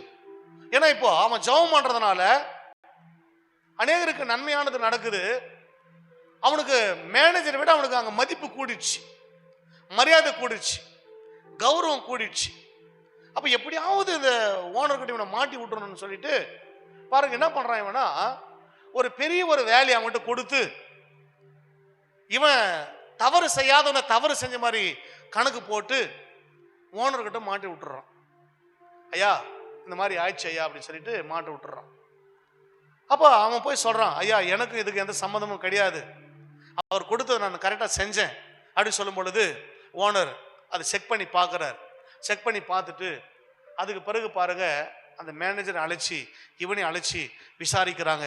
விசாரித்து பார்க்கும் பொழுது பாருங்க, இவனுடைய உயர்வு அவனுக்கு பிடிக்காம, இவனுடைய ஆசீர்வாத நன்மைகள் பிடிக்காம, இவனுக்கு விரோதமாக அவன் செயல்பட்டதை முதலாளி அறிந்து அவர் சொன்னாராம், என் ஃபேக்ட்ரியில் நீ வந்ததில் நான் உன்னை வாட்ச் பண்ணுறேன், உன் திறமை உன் அனுபவத்தில் வாட்ச் பண்ணுறேன், உனக்கு கொடுக்கப்பட்ட வேலையில் நீ உண்மையாக இருக்கிறத நான் பார்க்குறேன், உத்தமமாக நியாய நீதி செய்து நான் பார்க்குறேன். அது மாத்திரம் இல்லை, என்னைக்கு நீ இந்த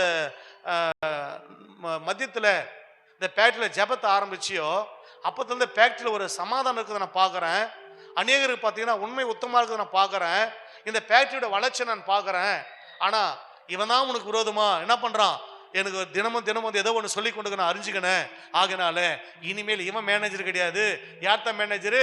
நீ தாண்டா மேனேஜரு. கரங்களை தட்டி தேவ நாமத்தை மகிமைப்படுத்த அன்பு பிள்ளையே. ஒரு அதிகாரத்தை வைத்து உன்னை கீழே தள்ள நினைக்கிறாங்களா? பணத்தை வச்சு உன்னை மேற்கொள்ள நினைக்கிறாங்களா? பதவி வச்சு உன்னை மேற்கொள்ள நினைக்கிறாங்களா? வீண்பலி சுமத்தி உன்னை தாழ்த்த நினைக்கிறாங்களா? குற்றமே செய்யாத உன்னை குற்றவாளியாய் நிற்க வைக்க பார்க்கறாங்களா? கவலைப்படாதீங்க, பயப்படாதீங்க. நீ யூத குலமானால், நீ யூத கோத்திரமானால், உனக்கு விரோதமாக எழும்பி வருகிறவர்கள் தாழ்ந்து போவது நிச்சயம். உன்னை மேற்கொள்ள முடியாது, உன்னை ஜெயிக்க முடியாது. உனக்கு விரோதமாக எழும்பவர்களை தேடியும் காணாதிருப்ப அர்த்தம் என்ன? தேடினா கூட காண மாட்டேன்னு அர்த்தம். அவங்க இருக்கவே மாட்டாங்க. தேடினா கூட கிடைக்க மாட்டாங்க. அவங்க ஒன்னு ஆண்டவர் வெளிநாட்டுக்கு அமைச்சிருவாரு, இல்லைன்னா வெளி ஊருக்கு அமைச்சிருவாரு, அப்படி இல்லைன்னா அமைச்சிருவாரு. கவலைப்பட தேவையில்லை. இது நடந்துச்சு, நான் சொல்றேன் கவனிங்க. நம்ம பள்ளிகொண்டால வில்லியம் பாஸ்டர் சர்ச்சி கட்டும்போது கடகால் போடுறாரு. அங்க இருக்கிற ஜனங்கள்லாம் ஒன்னா கூடி தடுத்துட்டாங்க. முதலமைச்சர் வரைக்கும் பெட்டிஷன் போட்டாங்க. கவனிங்க, போலீஸ் ஸ்டேஷன், அப்படியே கலெக்டர் ஆபீஸு, கடைசியில் முதலமைச்சர் வரைக்கும் பெட்டிஷன் போச்சு. நாங்கெல்லாம் போனோம், ஒரு 15-20 பேர் போனோம். வேலை நிறுத்திட்டாங்க. எங்களுக்கு ரொம்ப வலி வேதனை. என்னடா இது, இவ்வளோ கஷ்டப்பட்டு பாவம் இந்த இடத்த வாங்கி சர்ச்சை கட்டுக்கிறாரு, இப்படி நிறுத்திட்டாங்கன்னு சொல்லிட்டு பெரிய லிஸ்ட் எழுதி போலீஸ் ஸ்டேஷன் போய் கொடுத்துருக்குறாங்க. போலீஸ் வந்து 11 மணிக்கு வான்னு சொல்லிட்டாங்க. நாங்கள் ஒரு 15-20 பேர் அங்கே போயிட்டு, சரி நீங்கள் கவலைப்படாதீங்க நம்ம போலீஸ் ஸ்டேஷன் போகலான்னு சொல்லி நாங்கள் போனோம். போலீஸ் ஸ்டேஷன் போனால் அந்த போலீஸ் பார்த்தீங்கன்னா எங்களுக்கு சாதகமாக பேசவே இல்லை. எங்களுக்கு சாதகமாக பேசலை, அவங்களுக்கு சாதகமாக தான் பேசுகிறான். நீங்கள் ஏன் இந்துக்கள் இருக்கிற இடத்துல நீங்கள் ஏன் இடம் வாங்கினீங்க? இந்துக்கள் இடத்துல ஏன் நீங்கள் சர்ச்சை கட்டுறீங்க? ஏன் நீங்கள் ஜனங்களுக்கு டிஸ்டர்ப் கொடுக்குறீங்க? இதை தான் அவன் சொல்கிறான். ஏங்க எங்கள் சொந்த இடத்துல கட்டிக்கிறேங்க, டிஸ்டர்ப் இல்லாமல் நடத்திக்கிறேங்கன்னா டென்ஷன் ஆகிறான் அந்த போலீஸு. நம்ம டென்ஷன் ஆக முடியாது, ஏன்னா அதிகாரம் அவன்கிட்ட இருக்குது, நியாயம் நம்மகிட்ட இருக்குது, ஆனால் அதிகாரம் அவன்கிட்ட இருக்குது. அப்போ நாங்கள் ரொம்ப மனசு கஷ்டப்பட்டு அந்த போலீஸ் ஸ்டேஷன் வெளியே வந்தோம். அவங்க என்னன்ட்டான்னா, பர்மிஷன் வாங்கி கட்டியா அப்படின்ட்டான். எவன் பர்மிஷன் கொடுக்குறான் அந்த காலத்தில்? பர்மிஷன் வாங்கி கட்டியான்ட்டு எங்களை அனுப்பிச்சிட்டான், போங்க அப்படின்னு சொல்லிட்டு. ரொம்ப மன வருத்தத்தோடு வந்தோம். அப்போ நான் வில்லியம் பாஸ்டரோட ஒரு வார்த்தை சொன்னேன். பாஸ்டர், எவன்லாம் முக்கியமான ஆளுங்க சொல்லுங்க பாஸ்டர் அப்படின்னு.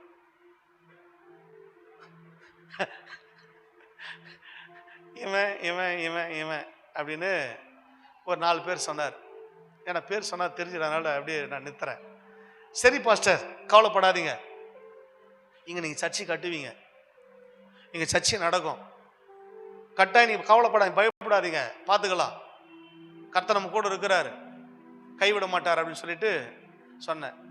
பாஸ்டர், நீங்கள் முடிவு பண்ணீங்க, எவெல்லாம் எழும்பி இருக்கிறானோ ஒன்று அவனை ரட்சித்து உள்ளே கொண்டு வருவார், இல்லாவிட்டா அவனை பட்சிக்கலாம் நீ வந்து கேளுன்ட்டேன். இப்படி சொல்லுவார் அந்த வார்த்தையை. ஐயோ அடி நீ சொன்னிய அந்த மாதிரி அப்படின்னு. ஒன்று ஆண்டவனை ரட்சித்து என்ன பண்ணுவார், சர்ச்சுகளை கொண்டு வந்து சாட்சியை நிறுத்துவார். இல்லாம மனம் திரும்ப விட்டால் கர்த்தவனை பட்சிப்பார். நீ கவலைப்படாத போய் அப்படின்னு சொல்லிட்டேன். நடந்தது என்ன, சர்ச்சு கட்டும் போதெல்லாம் ரொம்ப தொல்லை கொடுத்தாங்க. இப்போ நிறைய பேர் வந்தாங்கலாம், வந்து பிரச்சனை கொடுத்தாங்க. ஆனாலும் சர்ச்சை கட்டி முடிச்சாச்சு. சர்ச்சில் இப்போ ஆராதனை நடந்துருக்குது. அந்த சர்ச்சைக்கு பக்கத்தில் 2வது வீடு 3வது மாசத்துல அவுட். நாங்கள் 3ஆம் மாசம் செத்துட்டாங்க அவன். எனக்கு சொன்னார், ஐயா அந்த ஆள் செத்துட்டான்யா, செத்துட்டான் அப்படின்னாரு. இன்னும் ஒரு வருஷம் கழிச்சு அந்த ஆளுடைய மனைவி அவுட்டு, இன்னொருத்தனுடைய மனைவி அவுட்டு. மனைவி அவுட்டுங்க. என்னடா அது மனைவி தூக்கிட்டு, மனைவி அவுட்டு. அப்புறம் பார்த்தீங்கன்னா ஒரு 6 மாசம் 1 வருஷம் கழிச்சு அந்த ஆளும் அவுட்டு, காலி. ஒருத்தர் ரொம்ப டார்ச்சி குத்துன்னு தான் இருக்கிறான்.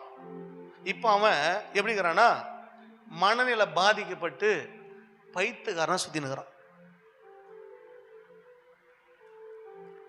நான் விளையாட்டு சொல்ல, அவர் வந்தாருன்னா அவரை கேளு, இல்லை அவரை வர வைக்கிற, அவரை சொல்ல வைக்கிறேன் கேளு. இன்னைக்கு பைத்தியக்காரனா சுத்தி நிற்கிறான். உனக்குள்ள இருக்கிற யாருன்னு உனக்கு தெரியலுங்க. நேரத்தில் நீ தனியாக உட்காந்து அழுதுனுக்கிற, எனக்கு யாரும் இல்லை யாருன்னு சொல்லி நீ புலம்பினுக்கிற. இல்லை அன்பு பிள்ளைய, நீ யூத குலமானால், நீ யூத கோத்திரமானால் உன்னை யாரும் வீழ்த்த முடியாது, உன்னை யாரும் மேற்கொள்ள முடியாது, உன்னை யாரும் ஜெயிக்க முடியாதுங்க. நீ பார்க்கறதுக்கு சாதாரண ஆளா இருக்கலாம், நீ சாதாரணமான ஆளாம் கிடையாதுங்க. நீ விசேஷத்தமானவங்க. நீங்க தேவனுடைய பிள்ளைங்க, தேவனுடைய அழைப்பை பெற்றவங்க, தேவனுடைய அபிஷேகத்தை பெற்றவங்க, தேவனுடைய ஆவியை பெற்றவங்க. தேவனே உங்களுக்குள்ள இருக்கிறாரு, தேவனே உங்க கூட இருக்கிறாரு. நீ எதை பார்த்து நீ பயப்படாதங்க, நீங்க தைரியமா இருங்க. அதிகாரம் ஒண்ணு உங்களை பண்ண முடியாது, ஆட்சி ஒண்ணு உங்களை பண்ண முடியாது, அரசியல்வாதி ஒண்ணு உங்களை பண்ண முடியாது, பெரிய மனிதர்கள் ஒண்ணு உங்களை பண்ண முடியாது, யாரும் உங்களை மேற்கொள்ள முடியாது. இஸ்ரேல் மக்கள் நினைச்சாங்க அவங்க சொற்ப ஜனம் 2 கோத்திரம் தான் இருக்கிறாங்க, அவளை நம்ம மேற்கொள்ளலாம், அவளை ஜெயிச்சிடலாம், அவளை அழிச்சிடலாம், அந்த தேசத்தை நம்ம பிடிச்சிடலாம், நம்ம அந்த தேசத்தை ஆட்கொள்ளலாம் அப்படின்னு நினைச்சு விரோதமா வந்தாங்க. ஆனா அந்த யூதர்கள் என்ன செஞ்சாங்களா, ஆண்டவரை சார்ந்து கொண்டார்கள், தேவனை சார்ந்து கொண்டார்கள். அப்படி தேவனை அவர்கள் சார்ந்து கொண்டபடினாலே இந்த யூதர்கள் இஸ்ரவேலர்களை மேற்கொண்டார்கள், இஸ்ரவேலரை ஜெயிச்சார்கள், இஸ்ரவேலர்கள் தாழ்த்தப்பட்டு போனார்கள், இஸ்ரவேலர்கள் விழுந்து போனார்கள், இஸ்ரவேலர்கள் அழிந்து போனார்கள். அன்பு பிள்ளையே, அப்ப நீ ஆண்டவரை சார்ந்து கொள்ளணும், நீ யூத கோட்டத்தில் இருக்கணும், அந்த யூதருடைய அந்த குளத்துல நீ இருக்கணும், அந்த யூதர்கள் கூட்டத்தில் நீ இருக்கணும். தேவனை நீ சார்ந்து கொள்ளணும், தேவனை நீ நம்பி வாழணும், தேவனை நீ அண்டிக் கொள்ளணும், தேவனை நீ பின்பற்றணும், தேவன் ஒருவரை ஆராதிக்கணும், தேவன் ஒருவருக்கு நீ பலி செலுத்தணும். அந்த யூத கோத்திரம் என்றால் துதிக்கிற பிள்ளை. இஸ்ரேல் மக்கள் எங்கெல்லாம் துதித்தார்களோ அங்கெல்லாம் அவங்க வெற்றி பெற்றார்கள், எங்கெல்லாம் துதித்தார்களோ அங்கெல்லாம் அவங்க அற்புதங்களையும் அதிசயங்களையும் அவர்கள் பார்த்தார்கள். அன்பு பிள்ளையே, மோகன் சிலாசரசை தேடி ஒரு குடும்பம் போச்சான். கவனிங்க, அங்க போன பிறகு மோகன் சிலாசஸ் இல்லையா, அவருடைய ஆபீஸ்ல அவர் அவங்கள உள்ள கூப்பிட்டு உட்கார வச்சு விசாரிச்சாங்களா என்ன ஏதுன்னு சொல்லிட்டு. இந்த மாதிரி எங்க குடும்பத்துல எங்க அப்பா அப்படி சிக்கா படுத்துட்டாரு, என் குடும்பத்துக்கு விரோதமாக இப்படியெல்லாம் எழும்பிட்டாங்க, எங்களுக்கு என்ன பண்ணுறதுன்னு தெரியல, எங்கள் அப்பா அதை நினச்சி வேதனை ஆயிட்டாரு, படுக்க இருக்கிறாரு. ஐயா வந்து ஜெபம் பண்ணாருன்னா என் குடும்பத்துக்கு விரோதமாக செயல்படுற கிரிகள் அழிஞ்சு போயிடும், எங்கள் அப்பாவுக்கும் சுகம் கிடைக்கும், நாங்கள் நல்லா இருப்போம், அதனால் நாங்கள் ஐயாவை பார்க்க வந்தோம் அப்படின்னு சொன்ன உடனே அவர் இல்லைங்க, அவர் வெளிநாட்டு ஊழியத்துக்கு போயிட்டு இருக்கிறாரு, வருவதற்கு பல நாட்கள் ஆகும் அப்படின்னு சொன்ன உடனே அவங்க மனசு சோர்ந்து போயிடுச்சு. கவனிங்க, மனசு சோர்ந்து போயிடுச்சு. அப்போ அந்த ஆபீஸ் ரூம்ல அவருடைய அந்த பெஞ்ச் மேல பாத்தீங்கன்னா அந்த டேபிள் மேல ஒரு சின்ன ஒரு வசனம் போர்டு இருந்துச்சா, சின்ன ஒரு வசனம் போர்டு என்ன இருந்துச்சா, துதித்து பார். என்னது சொல்லுங்க, என்ன இருந்துச்சா, துதித்து பார் அப்படின்னு ஒரு போர்டு இருந்துச்சா.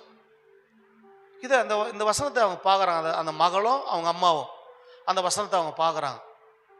பார்த்த உடனே துதித்து பாருன்றது உடனே கர்த்தர் அவங்க கூட பேசுற மாதிரி இருந்துச்சான். டைரக்டா துதித்து பாருன்ற அந்த வசனம் அவங்க கூட பேசுது. உடனே 2 பேரும் முடிவு பண்ணிட்டாங்க, நம்ம போய் என்ன பண்ணலாம், அப்பாவுக்கு முன்னாடி நீ தலைமாட்டில் முட்டி போட்டுக்க, நான் கால் மாட்டில் முட்டி போட்டுக்கிறேன், நம்மளால எவ்வளோ முடியுமோ அவ்வளோ நம்ம என்ன பண்ணலாம், ஆண்டவரை நம்ம துதிக்கலாம். இரவு போயிட்டு முட்டி போட்டாங்க. 2 பேரும் மாறி மாறி மாறி மாறி மாறி அப்பாவுக்கு முன்னாடி துதிக்கிறாங்க, துதித்து கொண்டே இருக்கிறாங்க. நடந்தது என்னன்னா, அந்த இரவில் பாருங்க, அவங்க அப்பாவுக்கு விரோதமாக, அந்த குடும்பத்துக்கு விரோதமாக யார் எழுப்பினாங்களோ அவர்களுக்காக தேவன் பாருங்க வழக்காடி அந்த குடும்பத்தை பாருங்க ஊரை விட்டு துரத்தினாராம். நடந்தது என்ன பாருங்க, அந்த குடும்பத்துக்கு விரோதமா ஆண்டு எழும்பினாரு. ஆனா இந்த குடும்பத்துக்கு விரோதமா மனம் இறங்கினாரு. துதிக்க துதிக்க துதிக்க ஒரு பிரசன்னம் இந்த மகன் மேல இறங்கினது. துதிக்க துதிக்க பாருங்க, அந்த மகன் கொஞ்சம் கொஞ்சமா அசைக்கப்பட்டு, கொஞ்சம் கொஞ்சமா அந்த மூச்சு இழுத்து விடப்பட்டு, கொஞ்சமா திரும்பி எழுந்து உட்கார்ந்து நடக்க ஆரம்பிச்சுட்டாராங்க. கரங்களை தட்டி தேவ நாமத்தை மகிமைப்படுத்த அன்பு பிள்ளையே. இந்த தாய் இந்த மகளும் இயேசு விடுவிக்கிற ஊழியத்தில் போய் சாட்சி சொன்னாங்களாம். இந்த மாதிரி நாங்க வந்தோம், நாங்க பண்ணோம் அப்படின்னு. அப்போ மோகன் சிலாசரசு என்ன பண்ணாரா, கரங்களை தட்டி கர்த்தருடைய நாமத்தை மகிமைப்படுத்துவோம் அப்படின்னு சொல்லுவார்ல மாமலா, அப்படி சொன்னாராம். அந்த இரவு மோகன் சிலாசு சொன்னதை தான் சொல்லுங்கிறாங்க. அந்த இரவு அவன்கிட்ட பேச, டே இது உன்னாலெல்லாம் நடக்கல்றா. அவர்கிட்ட அவன் ஏவனாரா, இது உன்னாலெல்லாம் நடக்கல, புரியுதா? உன் ஆபீஸ் வந்ததுனாலையோ இல்லை உன்னை பார்க்க வந்ததுனாலையோ இது நடக்கல.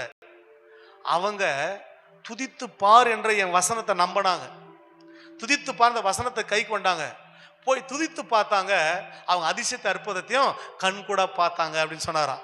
இது அவரே சொன்னார், மோகன் சிலாசத்தை சொன்னார். இந்த வார்த்தை கேட்கிற அன்பு பிள்ளைகளை, அப்போ யூதா என்றால் என்னன்னா துதி. அப்ப நீ துதிக்கிற பிள்ளையா இரு, ஜெபிக்கிற பிள்ளையா இரு, பாடுகிற பிள்ளையா இரு, ஆராதிக்கிற பிள்ளையா இரு, அவருக்கு பலி செலுத்துகிற பிள்ளையா இரு, அவருடைய நாமத்துக்கு மகிமை செலுத்துகிற பிள்ளையா இரு, அவருக்கு ஊழியம் செய்கிற பிள்ளையா இரு, அவருக்காக வாழுகிற பிள்ளையா இரு. எல்லாவற்றையும் அவர் பார்த்துக்குவாரு, எல்லாவற்றையும் அவர் பார்த்துக்குவாரு. பிரச்சனை வரும் பொழுது யாரை சார்ந்துக்கொள்? ஆண்டவரை சார்ந்துக்கொள். தேவை வரும் பொழுது கர்த்தரை சார்ந்துக்கொள். பாடுகள் வரும் பொழுது அவரை சார்ந்துக்கொள். உபத்திரங்கள் வரும் பொழுது அவரை சார்ந்துக்கொள். சத்துருக்கள் விரோதமாக எழும்பும் பொழுது நீ அவரை சார்ந்துக்கொள்.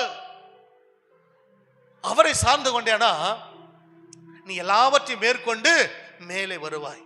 உனக்கு விரோதமாக யார் எழும்புகிறார்களோ அவர்கள் தாழ்த்தப்பட்டு போயிடுவாங்க, வீழ்ச்சி அடைந்து போயிடுவாங்க, விழுந்து போயிடுவாங்க, ஒண்ணுமில்லாம போயிடுவாங்க. அன்பு பிள்ளையே, நம்புறீங்களா? விசுவாசிக்கிறீங்களா?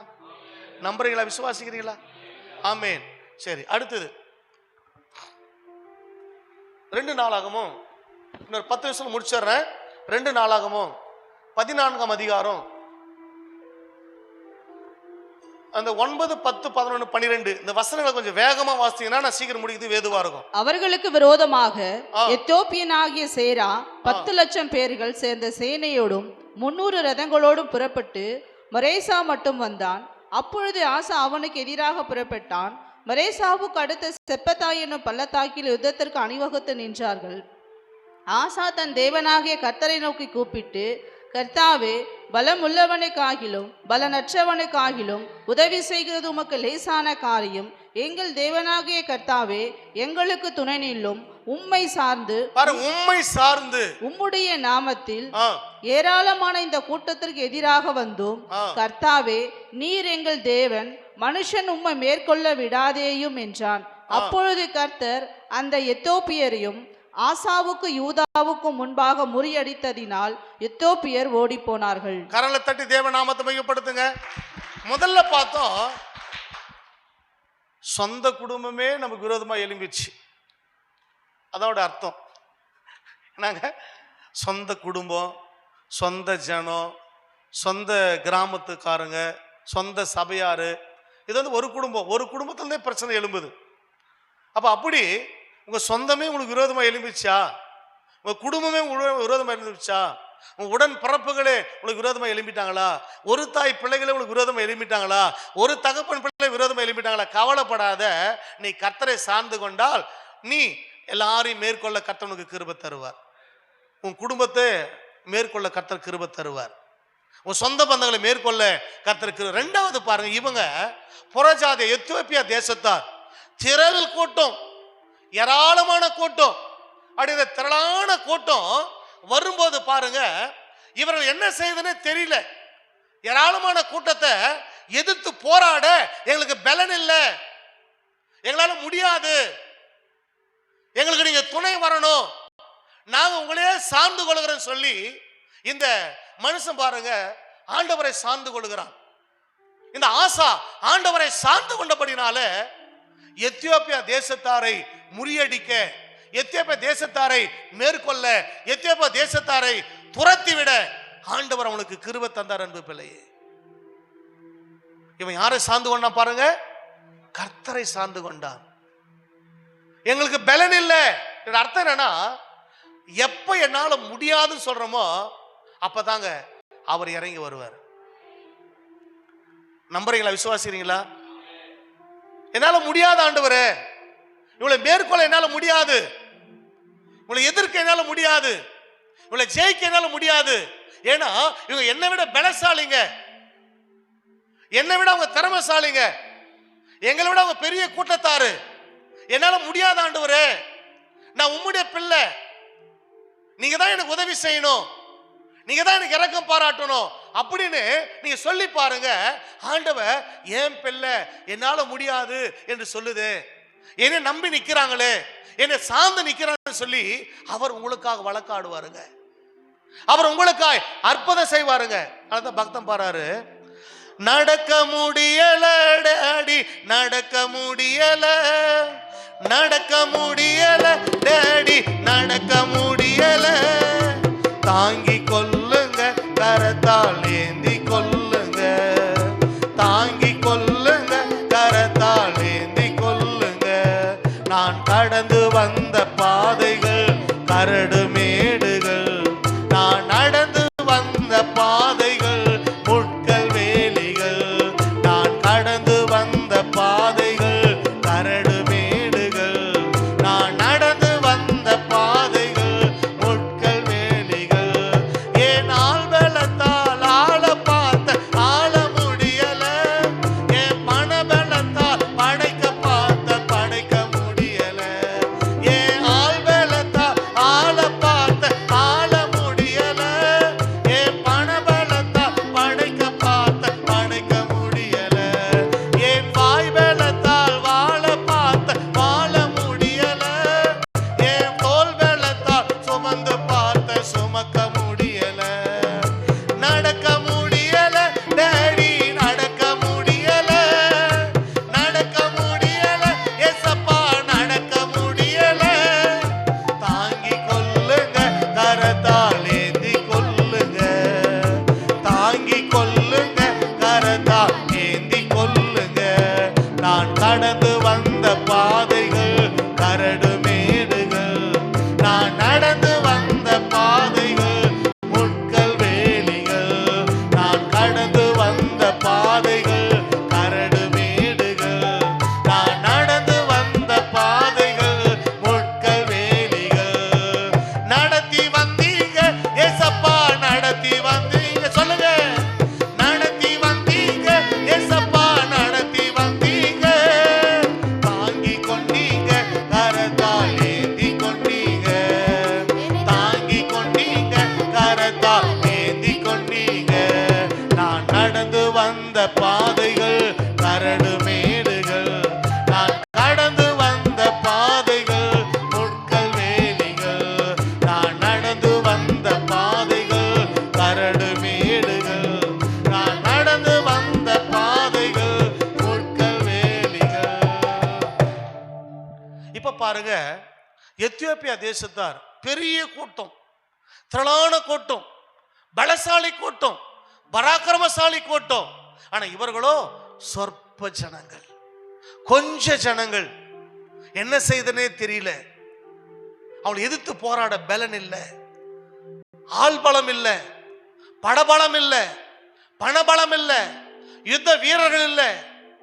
ஆண்டவர்கிட்ட கெஞ்சறாங்க, அவளை எதிர்த்து போராட எங்களுக்கு பலன் இல்லைப்பா, எங்களால முடியாது, அவளை மேற்கொள்ள முடியும் சொல்றீங்களா ஆண்டவரே, என்னால முடியலப்பா, இந்த நிந்தை என்னால தாங்க முடியலப்பா, இந்த அவமானத்தை என்னால தாங்க முடியலப்பா, இந்த கேலி பரியாசத்தை என்னால தாங்க முடியலப்பா, இந்த வீண் பழியை என்னால தாங்க முடியல ஆண்டவரே, எனக்கு விரோதமா இப்படி பேசுறாங்களே அவங்களை என்னால் ஒன்றும் பண்ண முடியல ஆண்டவரே, எனக்கு விரோதமா அப்படி எழும்புறாங்களே, என்னால் ஒன்றும் பண்ண முடியல ஆண்டவர், தாங்க முடியலப்பா, வலி தாங்க முடியல, வேதனை தாங்க முடியல, துக்கம் தாங்க முடியல, தூக்கம் வரல, பசி எடுக்கல, வாழ முடியல என்ற கவலையோடு நீ வந்திருக்கிறியா? கவலைப்படாத.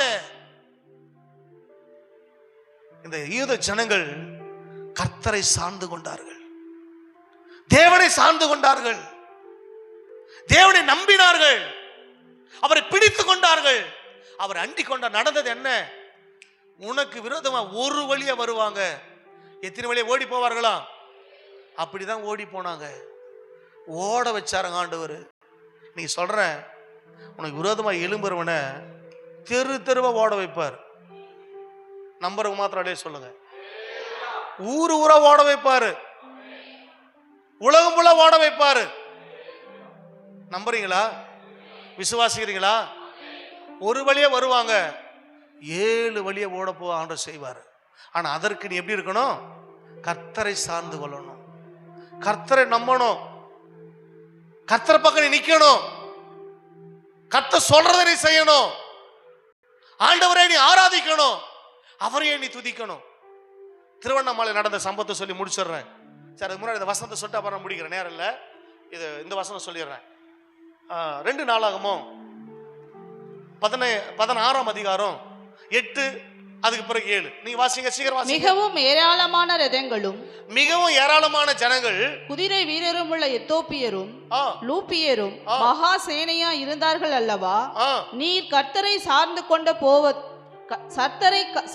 கொண்டு போவதேவெனில் அவர்களை உமது கையில் ஒப்பு கொடுத்தாரே. கர்த்தரை நீ சார்ந்து கொண்ட போதவெனில் அவர்களை உன் கையில கர்த்தர் ஒப்பு கொடுத்தாரே. கவனிங்க, இந்த யூத மக்களை பார்த்து பேசுறார். திரளான கூட்டம் உங்களுக்கு விரோதமா வந்த போது நீங்க கர்த்தரை சார்ந்து கொண்டபடினாலே, நீங்கள் என்னை சார்ந்து கொண்டபடினாலே அந்த திரளான கூட்டத்தை உங்க கையில நான் ஒப்பு கொடுத்தேன் அல்லவா அப்படின்னு சொல்றாரு. ஏன் இதை சொல்றாருன்னா, மேல் வசனம் வாசிங்க. அக்காலத்திலே ஞான திருஷ்டிக்காரனாகிய அனானி யூதாவின் ராஜாவாகிய ஆசாவினிடத்தில் வந்து அவரை நோக்கி நீர் உம்முடைய தேவனாகிய கர்த்தரை சார்ந்து கொள்ளாமல், நீ உன் தேவனாகிய கர்த்தரை சார்ந்து கொள்ளாமல் சீரியாவின் ராஜாவை சார்ந்து கொண்டபடியினால், சீரியா ராஜாவின் ராணுவம் உமது கைக்கு தப்பி போயிற்று. போதும், கொஞ்சம் கவனிங்க. இந்த ஆசா செஞ்ச காரியம் நீங்க நம்ப, அதை தான் செஞ்சுன்னு சொல்றேன். நானா இருந்தாலும் நீங்களா இருந்தாலும் யாரா இருந்தாலும் இதை தான் நம்ம செஞ்சுன்னு இருக்கிறோம். இந்த ஆசாவுக்கு விரோதமாக எத்தியோப்பியா தேசத்துக்கு ஒரு கூட்டம், பெரிய கூட்டம் இவங்களுக்கு விரோதமா வந்துச்சு. அப்ப இந்த ஆசாவும் இந்த யூத ஜனங்களும் யாரை சார்ந்து கொண்டார்களா? கர்த்தரை சார்ந்து கொண்டாங்க. அதனால அந்த சேனையை இவங்க கையில் ஒப்பு கொடுத்தாரு, அதை முறியடிச்சு அதை துரத்துறாங்க, ஓடி போயிட்டாங்க. இப்போ என்ன நடக்குதுன்னா, திரும்ப இந்த யூதா ஜனங்களுக்கு விரோதமா திரும்ப இஸ்ரவேல் ஜனங்க வராங்க. கவனிங்க, திரும்ப இஸ்ரவேல் ஜனங்க வராங்க. அப்ப அவன் யாரை சார்ந்து கொண்டிருக்கணும்? சொல்லுங்க, யாரை சார்ந்து கொண்டிருக்கணும்? இப்ப அவன் கர்த்தரை சார்ந்து கொள்ளல. யாரை சார்ந்து கொண்டானா? சீரியா தேசத்தாரே அவன் சார்ந்து கொண்டான், அந்த ராஜாவை சார்ந்து கொண்டான், அந்த படையை சார்ந்து கொண்டான். இப்ப ஆண்டவர் கேட்கிறாரு, டேய் ஒரு பெரிய பிரச்சனை வந்துச்சு இல்ல? கவனிங்க, பக்கத்துல கையை போட்டு சொல்லுங்க, ஏய் ஒரு பெரிய பிரச்சனை வந்துச்சுல்ல உனக்கு? அப்ப கர்த்தரை நீ சார்ந்து கொண்டல்ல, ஜபம் பண்ணல, உன்னை ஆண்டவர் காப்பாத்தினார் இல்ல? இப்ப பிரச்சனை வரும்போது நீ கர்த்தரை சார்ந்து கொள்ளாம மனுஷனை சார்ந்து கொள்றியே, இது நியாயமா அப்படின்னு நம்ம யாரை கேட்கிறோன்னா, உங்களே இல்லை அவங்கள நம்ம கேட்கிற மாதிரி. நீங்க நல்ல பிள்ளைங்க, எப்பவுமே கர்த்தரை சார்ந்து கொள்றவங்க. இந்த ஆசை என்ன பண்ண பாருங்க, பெரிய கூட்டம் வந்துச்சு, கர்த்தரை சார்ந்து கொண்டான். கர்த்தர் பாருங்க அவங்கள வழக்காடி ஜெயிக்க வச்சார். இப்ப பாருங்க திரும்பவும் இந்த யூதர்களுக்கு விரோதமா இஸ்ரவேல் வந்துட்டாங்க. உடனே அவன் யாரை சார்ந்து கொண்டிருக்கணும்? கர்த்தரை சார்ந்து கொண்டு. சில நேரங்களில் நம்ம செய்யற தவறு என்னன்னா, கவனிங்க, யாருமே இல்லாத போது நம்ம யாரை சார்ந்து கொள்ளணும்னா, இதுதான் நான் சொல்ல வரேன். ஆரம்ப நாட்களில் நமக்கு யாருமே தெரிய மாட்டோம், தெரியாது. அரசியல்வாதிங்க தெரிய மாட்டாங்க, அதிகாரிங்க தெரிய மாட்டாங்க, தலைவருங்க தெரிய மாட்டாங்க, எந்த ஒரு மனுஷன் நமக்கு தெரிய மாட்டாங்க. முழுக்க முழுக்க நம்ம யாரையே சார்ந்து கொண்டிருப்போம். கர்த்தரே, ஆண்டவரே எனக்கு யாரும் இல்லை ஆண்டவரே, எனக்கு எதுவும் தெரியாது ஆண்டவரே, எனக்கு யாரும் தெரியாது, உங்களை விட்டு எனக்கு வழியும் கிடையாது, உங்களை விட்டு எனக்கு கதியும் கிடையாது, நீங்க தம்பா எனக்கு எல்லாம் அப்படியே சார்ந்துக்குவோம். கொஞ்சம் அப்படி வளர்ந்துட்டு பிறகு, கொஞ்சம் கூட நகரத்தை விட்டு கொஞ்சம் வெளியே போன பிறகு, கொஞ்சம் குடியாத்தை விட்டு கொஞ்சம் வெளியே போன பிறகு, கொஞ்சம் வெள்ளூர் மாவட்டத்துக்கு கொஞ்சம் வெளியே போன பிறகு, கொஞ்சம் தமிழ்நாட்டோட வெளியே போன பிறகு நமக்கு நிறைய பேர் தெரிஞ்சிருவாங்க. உங்களுக்கு எனக்குன்னே வச்சுக்கோங்க. அப்ப மோகனுக்கு யாருமே தெரியாது. ஏன்னா உங்களை சொன்னா நீங்க கோச்சிங்க, எனக்கு நானே வச்சுக்கிறேன். யாருமே தெரியாது, யாருமே கிடையாது.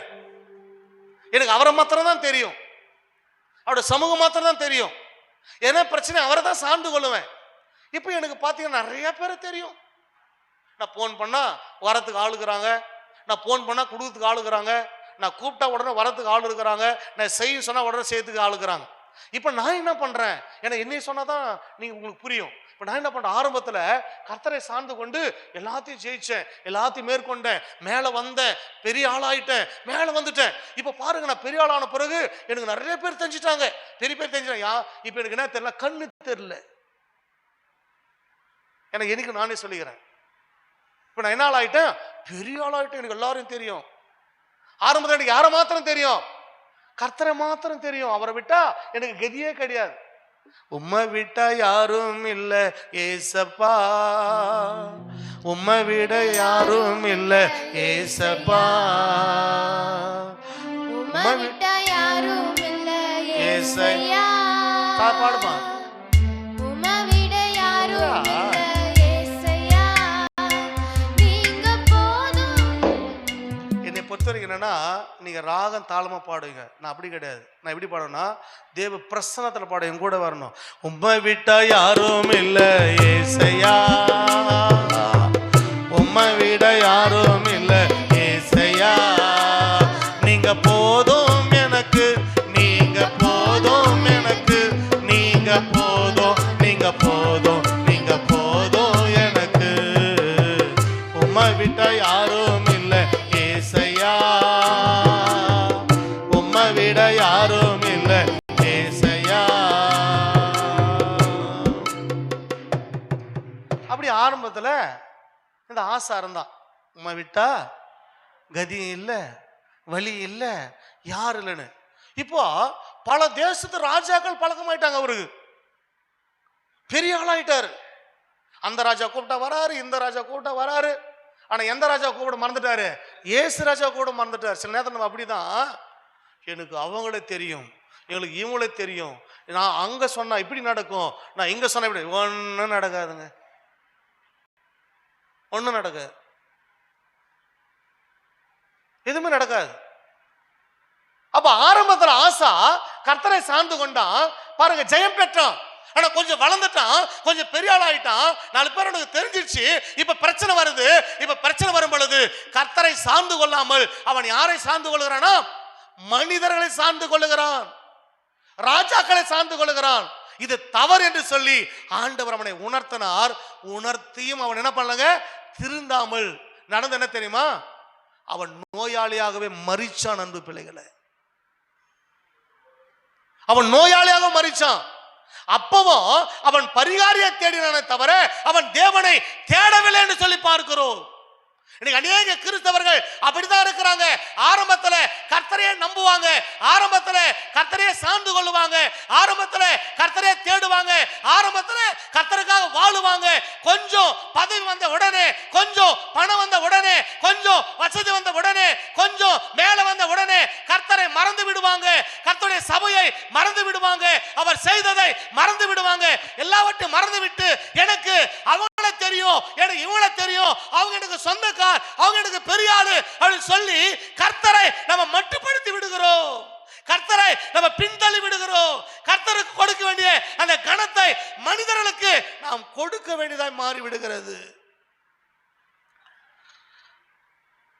ஊழியக்கார மீட்டிங்ல இந்த எலெக்ஷன் வரும்போது எவ்வளவு டக்கரை வச்சிட்டாங்க. நீங்க வாங்க, நீங்க வாங்க, அந்த கட்சிக்காரன் வரான், இந்த கட்சிக்காரன் வரான், அந்த தலைவர் வரான், இந்த தலைவர் வரான், இதை கொடுக்குறாங்க, அதை கொடுக்குறாங்க, நமக்கு பேக் போனாக இருப்பாங்க, அப்படி இருப்பாங்க. யோ, இந்த அரசியல் மீட்டிங் மட்டும் எனக்கு கூப்பிடாது, எங்க கூடாது, இந்த அரசியல் மீட்டிங் மட்டும் கூப்பிடாது, நான் வரமாட்டேன். அவனை நம்பி நம்ம என்ன பண்ணல, ஊழியத்துக்கு வரல, அவன் நம்மளை அழைக்கல. ஊழியம் யாருடையது? கர்த்தருடையது. சபை யாருடையது? கர்த்தருடையது. ஜனங்கள் யாருடையவர்கள்? கர்த்தருடையவர்கள். அவருடைய அனுமதி இல்லாம சபையை ஒருவனால தொட முடியாது. அவருடைய அனுமதி இல்லாம விசுவாசிய ஒரு நாளும் தொட முடியாது. அவருடைய அனுமதி இல்லாம ஊழியக்காரன் ஒரு நாள் தொட முடியாது. உன்னை தொடுகிறவன் என் கண்மணியை தொடுகிறான் என்று வேதம் சொல்லுகிறது. ஒரு அரசியல்வாதி வர மீட்டிங்கும் நான் போறதே கிடையாது. அவன் கொடுக்குற காசுக்காகவும், அவன் கொடுக்குற சாப்பாட்டுக்காகவும், அவன் கொடுக்குற கிஃப்ட்டுக்காகவும் நம்ம கர்த்தரை விட்டு அவன் பின்னாடி போவோம். இல்லைங்க, எந்த ஆட்சி வந்தாலும் கிறிஸ்தவங்களுக்கு பாதுகாப்பெல்லாம் கிடையாது. சரித்திரத்தை எடுத்து பாரு, வரலாறு எடுத்து பாரு. 2000 வருஷமா சபைகள் ஒடுக்கப்பட்டு கொண்டுதான் இருக்குது. கிறிஸ்தவம் ஒடுக்கப்பட்டு கொண்டுதான் இருக்குது. ஊழியர்கள் ஒடுக்கப்பட்டு தான் கொண்டிருக்கிறாங்க. ஆனா அவங்களை ஒடுக்க முடியல, அவளை மேற்கொள்ள முடியல. எத்தனையோ சட்டம் போடுறாங்க, எத்தனை திட்டம் போடுறாங்க, என்னென்னவோ போடுறாங்க, ஒண்ணும் பண்ண முடியாதுங்க. ஒண்ணும் பண்ண முடியாது. 12 அப்போஸ்தலரை வைத்து ஆரம்பிக்கப்பட்ட ஊழியம் எத்தனை கோடி சீசர்கள், எத்தனை கோடி ஊழியர்கள், எத்தனை கோடி விசுவாசிகள். கிறிஸ்தவரை யாரால ஒண்ணுமே பண்ண முடியாதுங்க. கிறிஸ்தவத்தை யாரால ஒடுக்க முடியாதுங்க. கர்த்தருடைய பிள்ளைகளை யாரால மேற்கொள்ள முடியாதுங்க. கர்த்தருடைய பிள்ளைகளை யாரால ஜெயிக்க முடியாதுங்க. அது யாரா இருந்தாலும் சரிங்க, பயப்படாதீங்க. ஆனா மேற்கொள்றாங்களே காரணம் என்ன? ஜெயிக்கிறாங்களே காரணம் என்னன்னா, ஆரம்பத்தில் அவரை சார்ந்து கொண்டோம், ஆரம்பத்தில் அவருக்காக வாழ்ந்தோம். என் கர்த்தர் என் கூட இருக்கிறாரு, யாரும் என்னால ஒண்ணும் பண்ண முடியாது என்ற அந்த தைரியம் நமக்கு இருந்துச்சு. ஆனா இப்போ அந்த விசுவாசம் நமக்கு இல்லை. சில நேரங்களிலே சில பிரச்சனை வரும் பொழுது நாம் கர்த்தரை சார்ந்து கொள்ளாமல் நம்ம மனிதரை சார்ந்து கொள்கிறோம். கர்த்தரை தேடாமல் மனிதரை தேடுகிறோம். கர்த்தர் பக்கமா நிற்காமல் மனிதன் பக்கமா நிற்கிறதுனால தான் சில நேரங்களிலே நாம் தோற்று போகிறோம். சில நேரங்களிலே நம்ம வீழ்ச்சி அடைகிறோம். சில நேரங்களிலே நம்ம விழுந்து போகிறோம். அன்பு பிள்ளையே, எவ்வளவு பேர் எதிராக வந்தாலும் கவலைப்படாதீங்க, கர்த்தரை சார்ந்து கொள்ளுங்க, கர்த்தரை சார்ந்து கொள்ளுங்க. ஆசா ஆரம்பத்தில் கர்த்தரை சார்ந்து கொண்டான், எல்லாரையும் மேற்கொண்டான். ஆனா கொஞ்சம் வளர்ந்துட்ட பிறகு கர்த்தரை சார்ந்து கொள்ளாமல் அந்நிய ராஜாக்களை சார்ந்து கொண்டான், விழுந்து போனான். நம்ம அப்படி இருக்கக்கூடாது அன்பு பிள்ளையே. திருவண்ணாமலையில் ஒரு ஊழியக்காரர் பிளாட் போட்டிருந்தாங்களாம். அந்த பிளாட் போட்ட உடனே முதல் பிளாட் அவர் தான் வாங்கினாராம். கவனிங்க, நான் சொல்லி முடிச்சிடுறேன். முதல் பிளாட் அவர் தான் வாங்கினாராம். வாங்கிட்டு சர்ச்சு கட்டினாராம். பெரிய சர்ச்செல்லாம் இல்லை, ஒரு ஷீட்டு போட்ட சர்ச்சு தான் அவர் கட்டினாராம். கவனிங்க, ஒரு ஷீட்டு போட்ட சர்ச்சு கட்டினாராம். அது பிறகு அவங்க அந்த பிளாட்டுகளை வாங்கி வீடுகள் கட்ட ஆரம்பித்தாங்களாம். அப்போ வெளியூர்லேருந்து ஒரு மனுஷன் வந்து சர்ச்சு பக்கத்தில் ஒரு 2 பிளாட் தள்ளி அவர் வாங்கினாராம். வாங்கிட்ட பிறகு அங்கே வீடு கட்ட ஆரம்பித்தாராம். யாருன்னா, கவனிங்க, வெளியூர்லேருந்து வந்து பிளாட் வாங்கி வீடு கட்ட ஆரம்பிக்கிற வெளியூருக்காரர். இப்போ இந்த பாஸ்டர்கிட்ட அவர் வந்து பேசுகிறார், ஐயா நாங்கள் வெளியூர் அடிக்கடி நாங்கள் வர முடியாது ஐயா, எங்கள் பிளாட்டை கொஞ்சம் பார்த்துக்குங்க, அந்த கட்டுமான பணி கொஞ்சம் பார்த்துங்க அப்படின்னு. சரிங்க ஐயா, அதுக்கு பிறகு நாங்கள் இங்கே தான் இருக்கிறேன், நான் பார்த்துக்கிறேன், நீங்கள் எப்போல்லாம் வர முடியாது வந்து போங்கன்னு அந்த ஊழியக்காரப்பா எவ்வளோ அன்பு காட்டுறார். ஏன்னா கிறிஸ்தவங்க யாரையும் வெறுக்கிறது இல்லைங்க, யாரையும் பகைக்கிறது இல்லை, யாருக்கு விரோதம் எழும்புறதில்லை, தீமை துரோகமெல்லாம் செய்யறதில்லை. கிறிஸ்தவங்க நன்மை தான் செய்வாங்க, கிறிஸ்தவங்க உதவி தான் செய்வாங்க, கர்த்தருடைய பிள்ளைங்க எல்லாரும் நல்லா இருக்குன்னு தான் நினைப்பாங்க. அப்போ பாருங்க, அப்போ அந்த ஐயா நான் பார்த்துக்கிட்டாரு, சிமெண்ட் மூட்டை வந்து இறக்குறாங்க. கவனிங்க, எங்கே இருக்கிறாங்கன்னா ஐயா கிட்ட கேட்குறேன், ஐயா உங்கள் சர்ச்சில் அப்படி ஓரமாக இறக்கிறேன் ஐயா சிமெண்ட் மூட்டை அப்படி.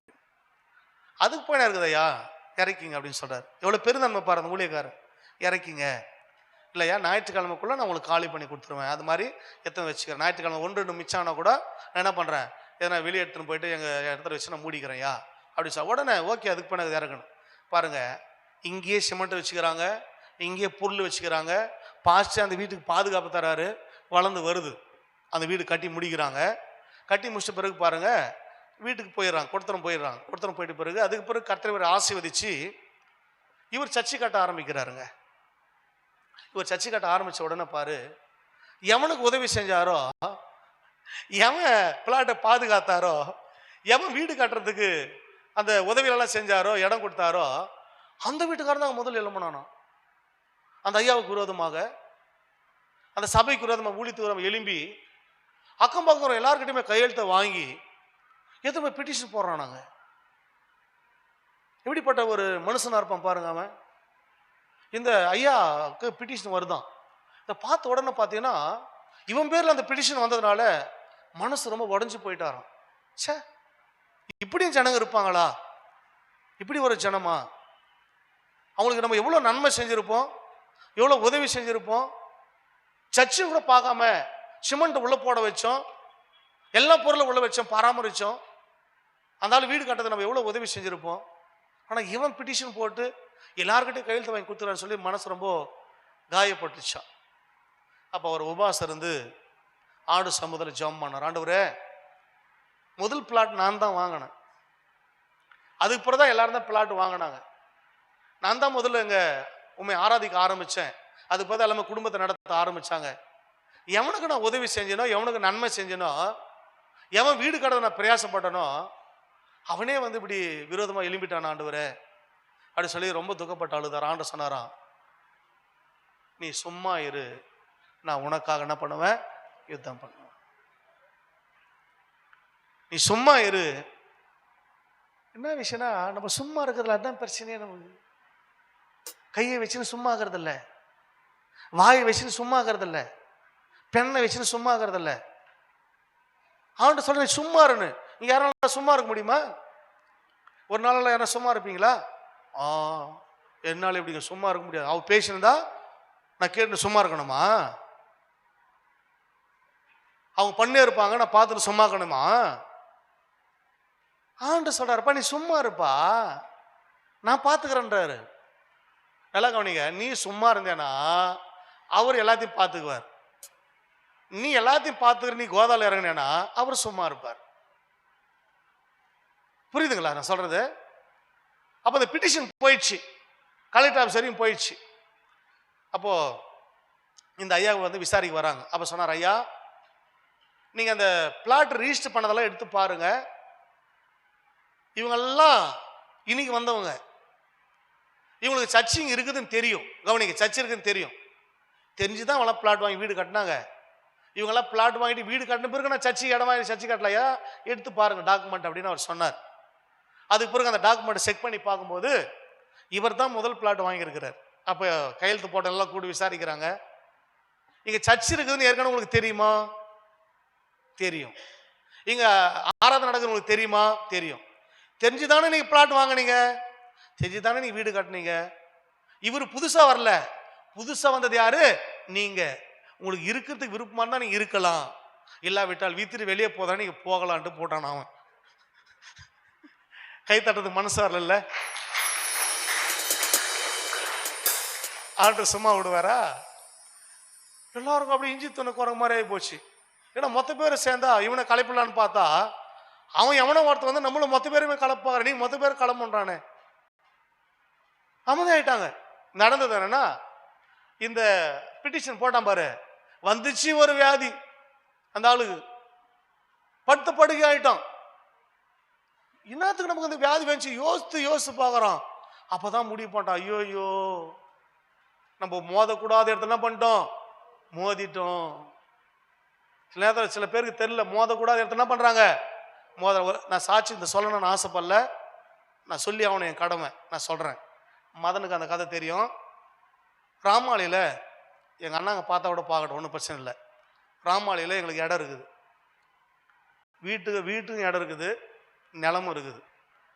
ஆனால் அந்த நிலத்தை போய் நீ எடுத்துக்கிட்டானா இப்போ இது எனக்கு எங்குன்னு தெரியாது. நான் குழந்தையில போனது, இப்போ எனக்கு அது ஆசையே கிடையாது. எங்கள் பெரியப்பாங்களே எடுத்து நாங்கள் சந்தோஷமாக அதை போய் நம்ம போய் போகிறது அப்படின்ட்டு அந்த இடத்த நாங்கள் விட்டுட்டோம். நீங்கள் சந்தோஷமாக இருங்க அப்படின்னு சொல்லிட்டு விட்டு நீங்கள் சந்தோஷமாக எடுத்துனேன்.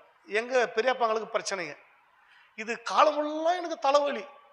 எங்கள் அப்பா பிடிச்சி சரியா என்னையா சொத்து இது, இதுக்கு போய் அங்கே சண்டை போட்டு அசிங்கமாகுது எனக்கு அப்படி சொல்லி திட்டுன்னு. நான் என்னடா பண்ணிட்டேன், அவளை எடுத்துக்க சொன்னா அவங்க ஒற்றுமை இல்லாமல் என்னையே வாவான்னு, நீ போவாதனவன். எங்கள் அண்ணன் சத்யநாத் அண்ணன் எனக்கு ஃபோன் பண்ணி, மகன் இருக்கிறான், ஃபோன் பண்ணி, தம்பி வா தம்பி, என்ன தம்பி ஒரே பிரச்சனையாக தம்பி, அதை கொஞ்சம் முடிச்சு வச்சுட்டு போ தம்பினார்.